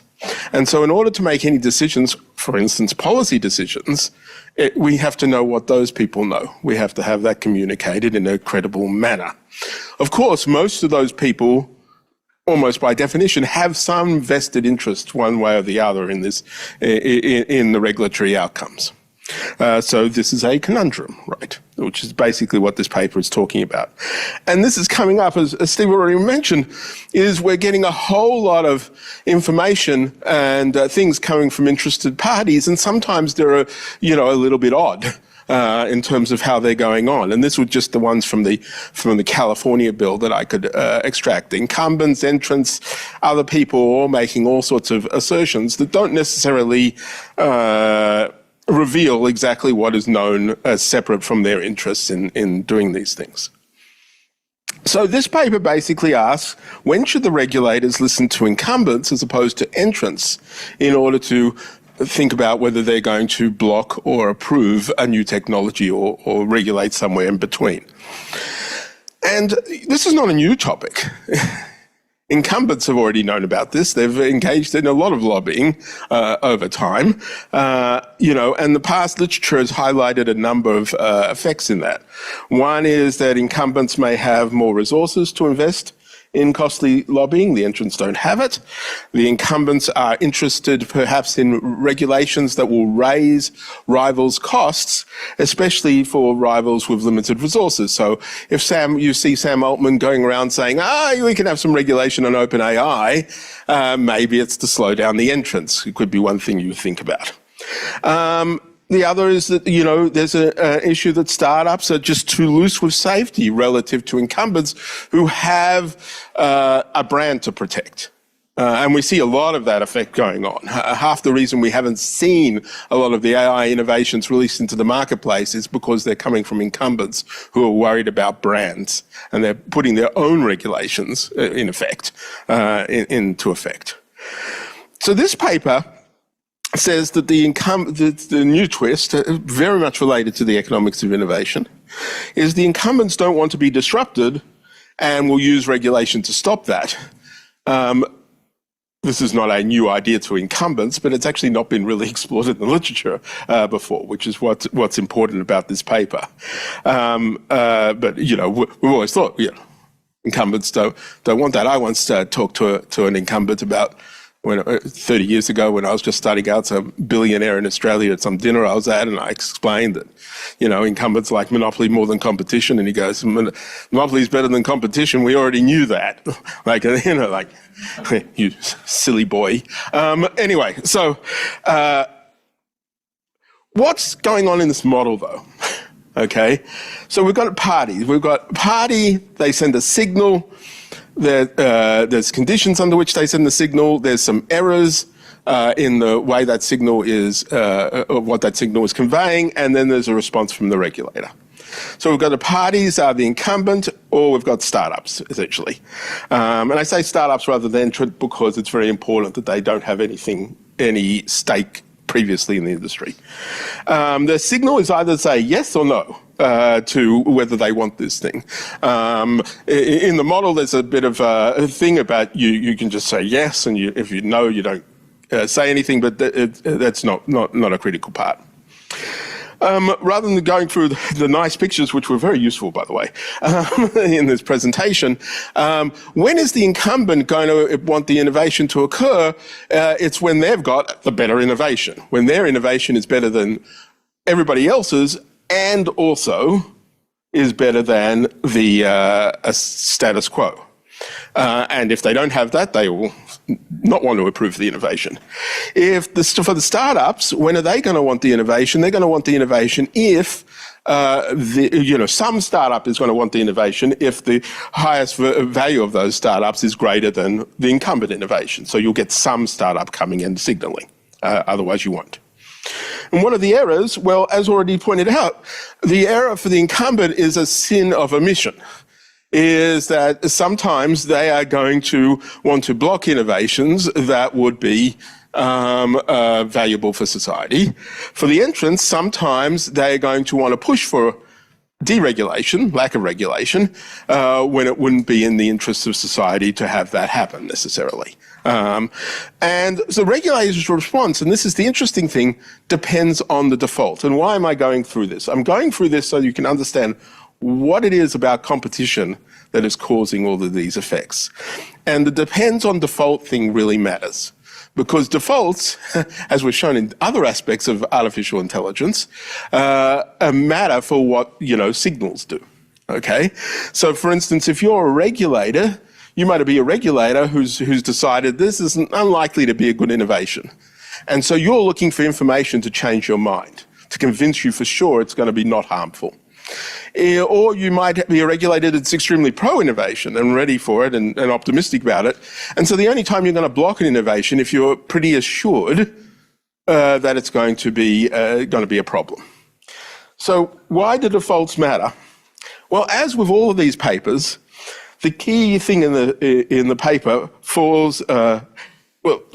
This is just the thing I just said. So the regulator, without information, will approve the innovation. If that's the case, the only information they're looking is for ones that change their mind, and they get a clear signal. So if they were going gung-ho about the innovation, I think the innovation's a great idea, but the only one speaking up in favour is the incumbent. The regulator goes, this is a bit odd. It's such a great innovation. How come I've only got the incumbent to look at here? It's probably not that great. Suppose alternatively the regulator without information would block the innovation. Well, then the only person who's going to be able to persuade the thing that it's beneficial is the incumbent, the person who would, otherwise you think, they're protecting the status quo, but they do want the innovation anyway.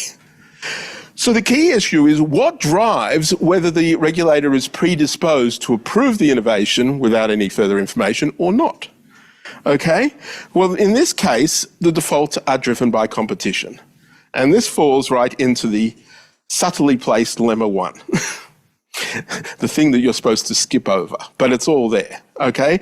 Basically what lemma 1 says is the regulator's prior will depend on the market structure. If the market structure is such that there's only an incumbent there available, the regulator's prior is it's going to be unlikely that this innovation's a great innovation. Okay, so they're going to be looking for that information that for sure signals it's going to be a good thing, which of course the incumbent can deliver. Okay? So if there's too little competition, the regulator's prior is that any startup innovation is actually of low quality, and so they don't want it. If there are lots of competition, the regulator's prior flips. There's lots of competition, lots of people doing it. Chances are that somebody's innovation is going to be a good one in this environment, so their prior is it's high quality. So what competition does is it sets the regulator's priors, and that changes who it wants to listen to and how, when it's getting lobbying information. And that's basically the mechanism of the paper. The mechanism of the paper is we've got priors, predispositions, and then we're looking, given that prior, what is the least diluted signal that we can get? And it turns out to come from different people. Okay. Then we get to the thing I started off with, this extreme result. You can always trust the monopolist. The monopolist is fantastic.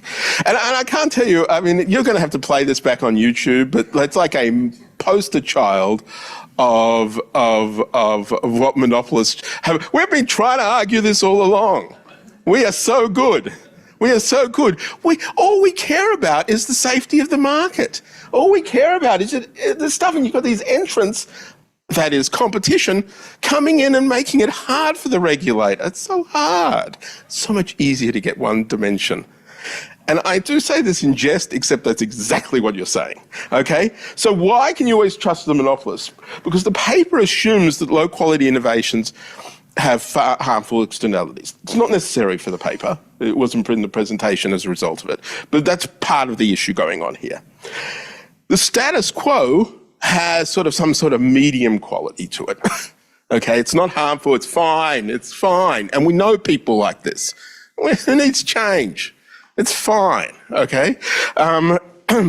So when the monopolists innovate, this implies that the innovation will not be harmful. In other words, the fact that the monopolist wants it, they've already got something in the status quo, blah, blah, blah, you can trust them, okay? That's what's going on here.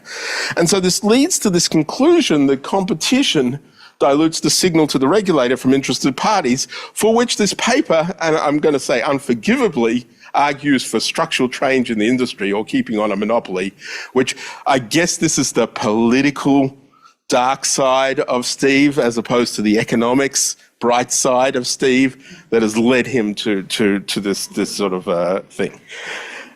So what if all information, one of the things I suggest in the paper is actually, another problem is that it's talking about this pro-market stuff. I actually think the paper would be more relevant to the current AI debate if it treated all these innovations as potentially harmful.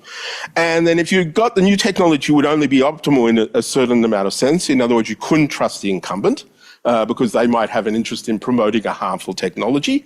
And the incumbent's going to lobby when they win, and you only trust a monopolist in certain cases. So you'll get some sort of trade-off here. And so the more competition there is, the more likely quality is going to actually exceed the harms from this technology. And so we're going to want it. And we're going to want that, and we might actually, so you can it'll dilute the monopolist signal and actually cause maybe some redressing of this. But I haven't explored all this. It's a little bit trickier than the model presented, but I think this is the way we have to think about it. Because part of that situational awareness is on the harms itself. And we're trying to extract that information as well. So there's, good old externalities. Let's put them back in, is basically what I'm saying. And there's lots of extensions to do. The real asymmetric information, I think, is part of the harms of innovation. Situations awareness can surface those harms. Is the incumbent a more credible communicator of such harms? That, I think, needs more work. Let me put it that way. And you want to find solutions that hit directly on the source of asymmetric information, which I think for this model, one of the things that's come up is whether there should be whistleblower protections for employees of any of these organizations. Seems like this is the model to explore that. Thanks.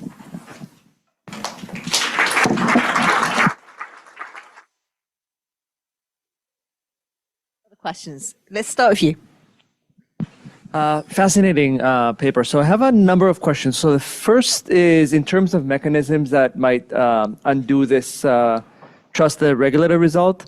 So in your setting, you have lobbying, which is 0 or 1 and it's costless. If lobbying was costly, then it sounds like it would become a contest. And there would be information, as in only the high-value innovations would make that investment. The second one is it seems that you assume a winner-take-all structure and whether that is important. And the same goes for approving one or many innovations. And the last thing is, seeing as innovation is part of the title, what's special here about being an innovation as opposed to any type of lobbying where you have a default or status quo? Thank you. Jump in. Super interesting and good discussion too. I guess my question, and the notation, the discussion was helpful as well. And so my question, I guess, then is, we're thinking about outcomes here in terms of the quality level, or you think about that as like the mean expected quality innovation. But what if you took more seriously that there's a distribution of potential outcomes, like something very, like Skynet, huge potential upside and huge potential downside, right? If it takes over the world or something, versus more incremental things that are lower risk. And so I'm wondering if you haven't done it already, that seems straightforward to parameterize in if you kind of, let Q be a distribution of two potential high and low outcomes with probabilities on them. If there's some variance there, some ex ante uncertainty over the innovation itself, how that would shape our thinking. People grab the microphone. Yeah, thanks so much. Those are both great presentations, the discussant and the presentation. Steve, my question for you is how much in the model hinges on, and I think this builds off of Joshua's point about defaults, but I don't think it's the same question, exactly the same question. How much in the model hinges on the innovation only takes place if it's approved by the regulator, as opposed to the innovation doesn't take place if it's blocked by the regulator? Because it seems like and I'm happy to be corrected on this, but it seems like a lot of what's going on in the world where we are with AI right now is the AI companies are plowing ahead, and the question is whether regulators are going to put roadblocks in their way or not. And so I'm just kind of curious if any of the conclusion, does it just flip and everything's still the same, or do you get different predictions if the model is innovation takes place unless somebody steps in to say you can't do this?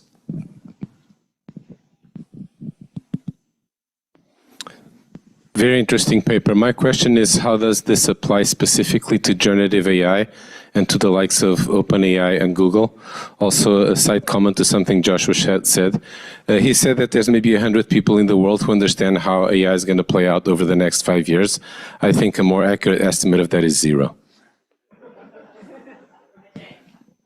I'm just thinking about the example that you gave, Steve, at the beginning of your comments with all of the people working on machine intelligence going to Washington, and how that the testimony played out with them all saying their things relative to the model that you presented, thinking that imagine if instead of everyone just commenting on what they thought were safety issues, if instead they had all been asked to pick a policy and explain why they thought that was the best policy.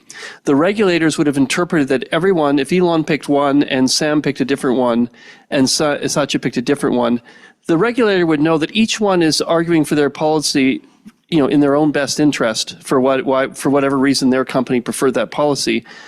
But that would seem to be a far more informative conversation than the one that they had, because what we would learn is that there are higher returns to different policies for these different companies, and then a regulator would have some basis upon which to then use that information in arriving at their decision.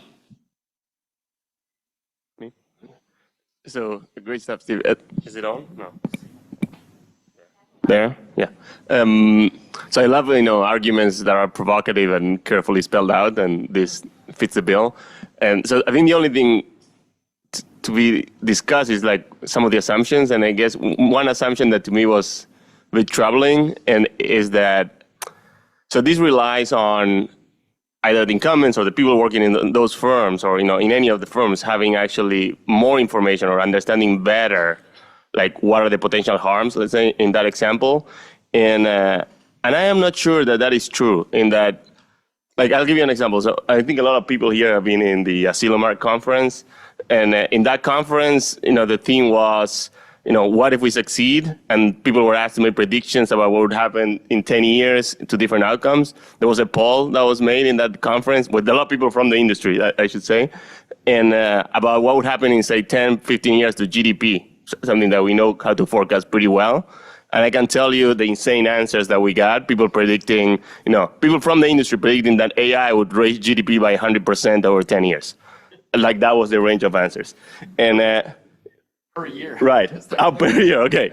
So, this is all to say that maybe, I think the people in the industry may have pretty good idea of, like, in their domain, like, what is it that could potentially happen in a very specific and narrow domain. But I think for broader implications for society, I don't think they are. And so, yeah.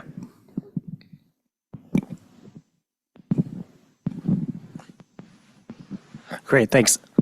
I really enjoyed both of these presentations, and it's a very clever argument, but I'm also puzzled because when I think of regulation, right, and this assumption that your information is coming from the regulated firms, then you think of actual cases, whether it's nuclear energy or CFCs or seatbelts, right? And it's all of these other actors that come out of academia, that come out of public interest groups, scientific lobbies, transnational movements, right? And that seems to be historically where a lot of the pressure to innovate comes from. So, is this kind of just a narrowly scoped case of a particular kind of innovation? I mean, even in AI, right? I mean, a lot of the pressure comes from ministries of defense or the EU bureaucracy, right? Which is kind of outside of industry. Maybe informed by it, maybe reacting to it, but that's important.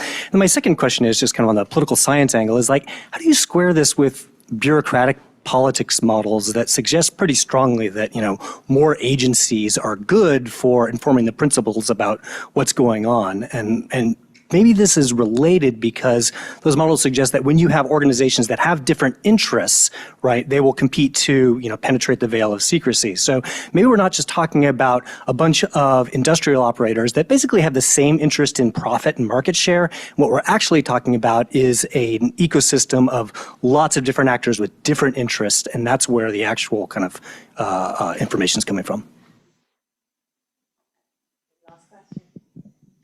Thanks very much. Thank you. Just two conceptual questions. I was scanning the paper briefly to understand how you conceptualize and operationalize. Well, your operationalization of quality is clear, but the conceptualization behind it is less clear to me. And there might be differing interpretations of what quality means between a regulator and between an industry actor, an incumbent or otherwise. So I think there's something to be said about what quality actually means and how it's interpreted. And then in terms of the discussion about information flows, and you're talking basically about diminished signal to noise ratio as more information is being presented to regulators. To me, the flip side of that on the political science side is how do we re-envisage the regulatory capacity of government in an age of AI? How do we build a regulatory framework that doesn't have to trust these actors, that just verifies or builds in the expertise necessary to try to evaluate the arguments that are being presented in a much more critical and thoughtful way so that we can have public policy that reflects the public interest as opposed to how the public interest is represented to regulators by actors who clearly employ motivated reasoning when they're doing so.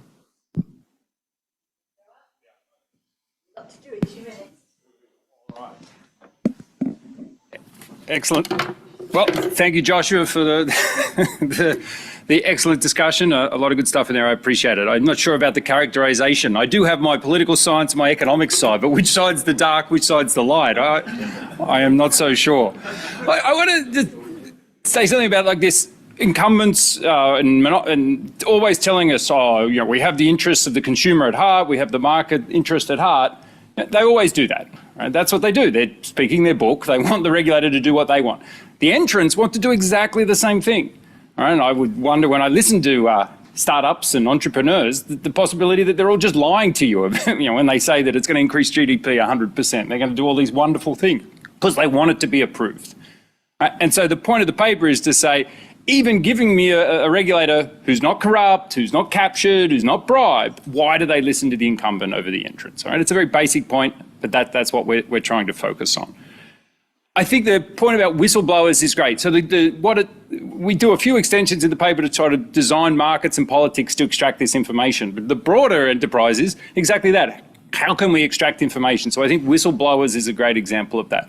I think that last question about the sort of bureaucratic capacity, this is why the bureaucracy has to have its own capacity so it can generate its own sources of information. That's why they need to be connected with academic experts so they can get information separately as well. Another, if you want to talk business strategy application of this, and one that I teach in my MBA class, is about Uber. So like Uber is a great fit for this environment. Right? They came into a regulated space and the incumbent says, do not approve this new technology. And the regulators all said no. And so they were out of the market. And so within the confines of the model, Uber would have been the frustrated entrant. So what they did, they acted outside of the model, which is they generated a verifiable information source by breaking the law, entering the market and showing that it worked. All right? That's the source of their business strategy, is this exact model, and then they busted out of it and just entered anyway. All right? And so it's the same enterprise of generating these information sources. And so absolutely we're focused on this one source of information, which is the firms. There aren't academic experts, there isn't a bureaucracy, there isn't other things. And we've absolutely focused on a particular utility function where the regulator is aligned with the market outcome, but not with the outcome for any particular firm. And we've just been focused on that. This is what we do in theory. But absolutely, there are other wedges to incentives and preferences out there that we haven't factored in yet. But that's what we do. Thank you.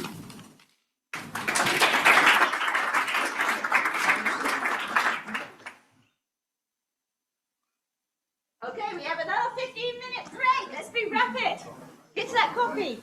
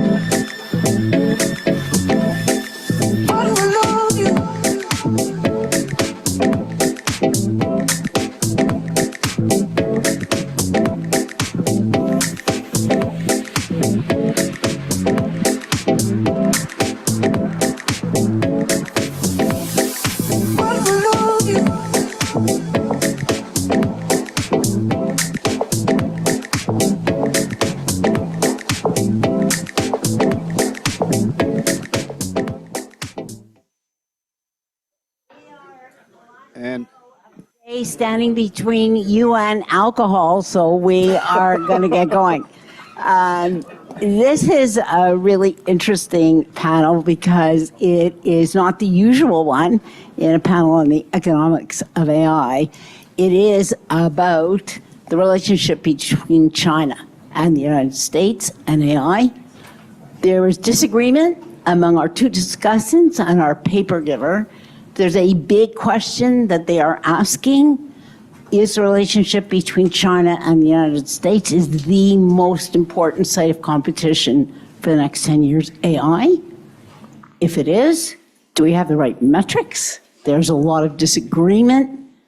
And how does this difference in metrics translate into power differentials over the next 10 or 15 years? It's a big question for everybody in this room, because for anybody who's doing any kind of research in this field, if you haven't felt the impact of regulation, Steve, you're going to feel it very, very shortly. So let's start with Paul first. Over to you, Paul. Okay, thanks so much.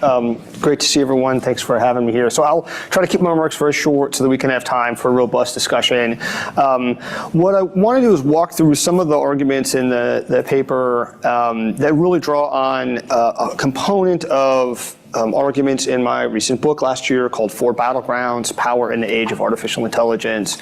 And the central motivating question to me was, how might artificial intelligence change global power? And if you think about AI as a general purpose technology, much like electricity and internal combustion engine and computers, we saw that certainly other general purpose technologies led to widespread societal transformations in the first and second industrial revolution and major shifts in global power. In particular, during the 1800s, Russia started out the 1800s as the largest economic and military power in Europe by virtue of its larger size. Great Britain and Germany industrialized faster. They raced ahead in economic and by extension military power. And we saw the same shift, and perhaps even more dramatically, globally as Europe industrialized faster than other parts of the world. And there were a major shift in economic and military power that led to then a wave of colonialization in the late 1800s. And in particular, the key metrics of power changed.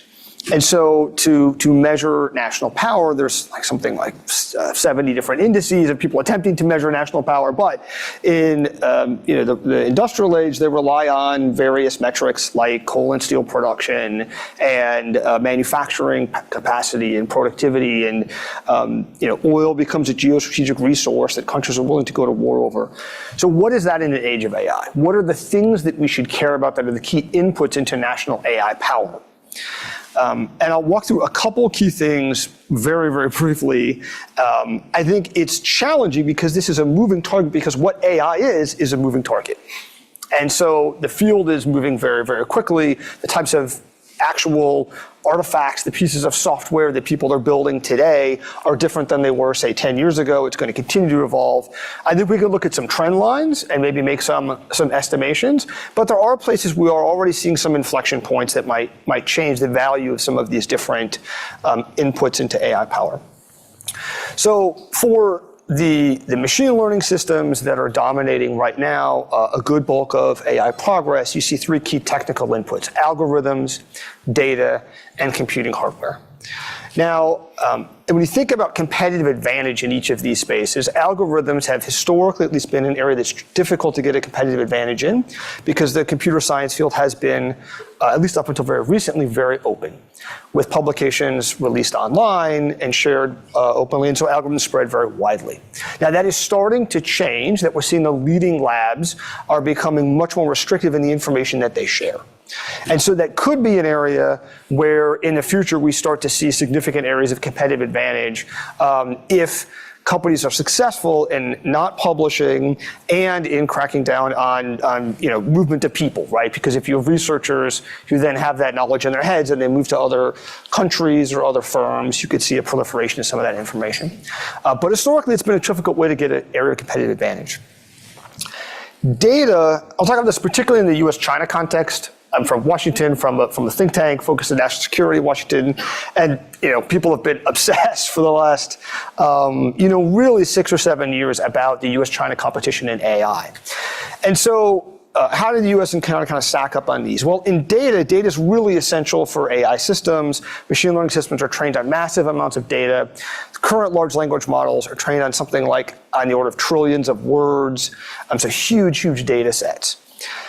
Some folks have made the argument that China has a competitive advantage in data for two key reasons. One is virtue of its larger size. They have more people, therefore you have more data, and certainly large quantities of data are actually really important in training machine learning systems. And the other reason, because of their authoritarian government conducting large amounts of surveillance throughout the country, scooping up data on people's faces, gait recognition, people's internet activity, geolocation data, where people are moving. I would say that my views on this have shifted pretty dramatically over the last 5 or 6 years, and during the course of the research for the book, I went into it thinking China had a big advantage here. I think that's not true for a couple key reasons. One is that the size of a national population matters a lot less than the user base of the technology companies that are building these things. And US tech companies have global reach. So for example, Facebook and YouTube both have over 2 billion users. And so, in fact, US companies have been much more successful than Chinese companies at having global reach. A lot of Chinese companies have up until relatively recently, other than say TikTok, really struggled to gain a foothold outside of China. And so, thinking about national population may not be even just the right thing to be counting there. But the other interesting thing is that the political economy of data in China is, I think, a little bit more complicated than it might appear at first blush. So sometimes this is characterized as though every Chinese technology firm is an arm of the Chinese government and going to be giving all of this kind of information. What we see in practice is that within China, there are efforts by the government to put in place policies on consumer data privacy. And so there aren't the same kinds of restrictions on the government surveilling its citizens the way that you have here in the United States. And in fact, the government surveillance is quite ubiquitous. It's very obvious. It's intended to be in your face, that people know they're being surveilled. But the government has been quite concerned about consumer data privacy protections and been passing more regulations surrounding that, in part because there have been a spate of scandals where consumer data privacy is released and they're worried about good governance, and in part because the Chinese Communist Party doesn't want private companies necessarily have the same spying powers that it has. Obviously, in the cases where it's companies carrying out the government surveillance, they have that data, right? So the facial recognition companies doing the government surveillance have the facial recognition data. And in some areas, that's going to lead to a competitive advantage. I think facial recognition is a clear case here. China has about half of the world's 1 billion surveillance cameras. You contrast that public surveillance in China with what we've seen in the United States, a grassroots movement against facial recognition in public spaces and by law enforcement, for example, a patchwork of bans in cities and states across the United States, a number of major tech companies saying they're not going to do facial recognition and surveillance technology for police departments, for example. So that's going to disadvantage U.S. companies, at least in that space. But I think when we look at other sectors of AI, it's not uniformly the case that there's less regulation or more adoption inside China. If you look at large language models, it's actually reverse. Large language models are heavily regulated inside China by China's internet censor because they censor the internet. And the Chinese Communist Party is worried about large language models getting online and saying things that might be offensive to Chinese Communist Party rule. And that the idea that, in fact, content on the internet should be censored and regulated is not a novel concept inside China, so it's not really contentious to do that. Whereas here, companies might suffer some reputational risk, but there's certainly not government regulation about what these models will say. So I think in data, the upshot of which is that I think that there's, at the moment, a place where, at least at the national level between the United States and China, ample amounts of data in aggregate. There might be, on particular issues, some disparities. There is, for example, right now, just not the same robust data sets for Chinese language as there are in English language, which disadvantages Chinese language, sort of native language models. The big shift in data is that we're starting to run out of, at least for language, publicly available data. And the best projections suggest that in the next 3 to 4 years, perhaps, we'll basically exhaust publicly available language data. And there are a couple theories of what happens next. I guess one theory is AI progress slows down. I think that's actually quite unlikely. More likely is that we see already a shift to multimodal forms of data, video, audio, imagery. There's a lot of data out there that we haven't even begun to tap into, and we can generate new data, right? So we're putting billions of Internet of Things devices out into the world. Those are collecting data, geolocation data from cars and devices and other things. So there's a lot of data that could be, in principle, gathered to train models. It would seem also quite likely that we see that shift being one that begins to advantage organizations that have access to large proprietary data sets that might not be publicly available. So I want to talk about computing hardware, which is really key in this competition. All of this data, the models get trained on this data using computer chips. And this is an area of already very intense geopolitical competition between the United States and China. The US government has put in place export controls on the most advanced machine learning GPUs going to China, as well as the chip making equipment.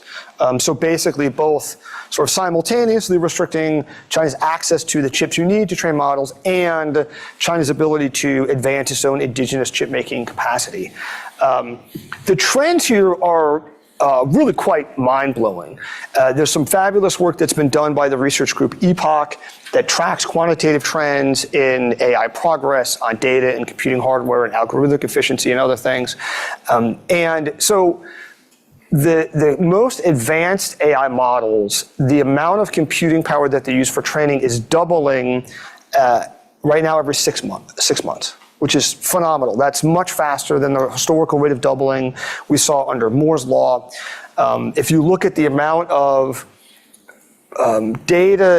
computing power that's used to train these machine learning models, from 1960 to around 2010, it grows consistent with Moore's law at a doubling every 24 months, consistent with improvements in chip performance. And then around 2010, you have this kind of hockey stick curve upwards where you get the deep learning revolution. And the chips are still progressing at more or less the same rate. So despite for claims that Moore's law is dead, machine learning GPUs are still doubling in performance per dollar, about every 2.1 years for at least machine learning GPUs. But the rate of growth is much faster than that because companies are spending massive amounts of money, right? So they're not releasing what they're spending, but best estimates are on the order of about $100 million now to train the most capable models. And the cost is doubling roughly every 10 months, which is an insane cost growth rate. That obviously can't go on forever. These private companies, even the biggest tech players, do have limits in their spending capacity. Historically, that's been on the order of about $10 to $20 billion a year in capital expenditures. So for some of the biggest technology companies, TSMC's capital expenditure to build new fabs is on the order of like mid $30 billion a year. To get a sense of scale, so Meta spent about $36 billion on the metaverse.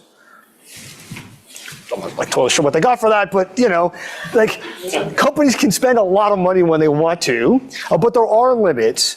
And if the trends continue at the current rate, we're likely to hit those spending limits in the early to mid 2030s. If the rate of cost growth slows down as you get higher, that might drag out into maybe the late 2030s or 2040s. And then you get another question about what might happen. One would be AI progress stalls out. Another would be we see increased investments in other types of AI progress that don't rely on just buying more chips. Another option is that governments get in the game. Governments have historically funded the largest technology projects like the Apollo program and Manhattan Project. Certainly some theories suggest, some people argue, that AI progress itself will allow companies to spend more because they'll be making so much in revenue from these AI models that they'll be able to spend $50 billion, $100 billion a year. I don't know. But right now we see the sort of access to these chips is certainly a critical component of the geopolitical competition between the United States and China, and a major factor driving who has access to these most capable systems. So Paul, one quick comment just before we go to Dan. You haven't talked about energy as a key, as access to energy, and again, in the US-China context though. Right, yeah, so briefly comment on that. What does that do to the balance? Right. So energy is certainly one that's gotten a lot of attention recently because these data centers are so energy intensive. And there's a lot of concern that the rate of growth of new electricity, new power production into the US grid here is just not as fast as the rate of growth of these data centers. And so we've begun to see already discussions about, what do we do now? Who's going to fund these upgrades to the grid? Permitting and regulations are a challenge there and growing faster. And there's certainly concern among some in the national security space that will be a break on US progress and allow China to catch up because China won't have those kinds of limitations. Do you agree? I think it's probably fair to say, yes, that China will have less restrictions on building more power capacity. If the restrictions on the computing infrastructure are effective, if they don't have the chips, it won't matter. unless like the U.S. completely drops the ball on building new energy infrastructure. Okay.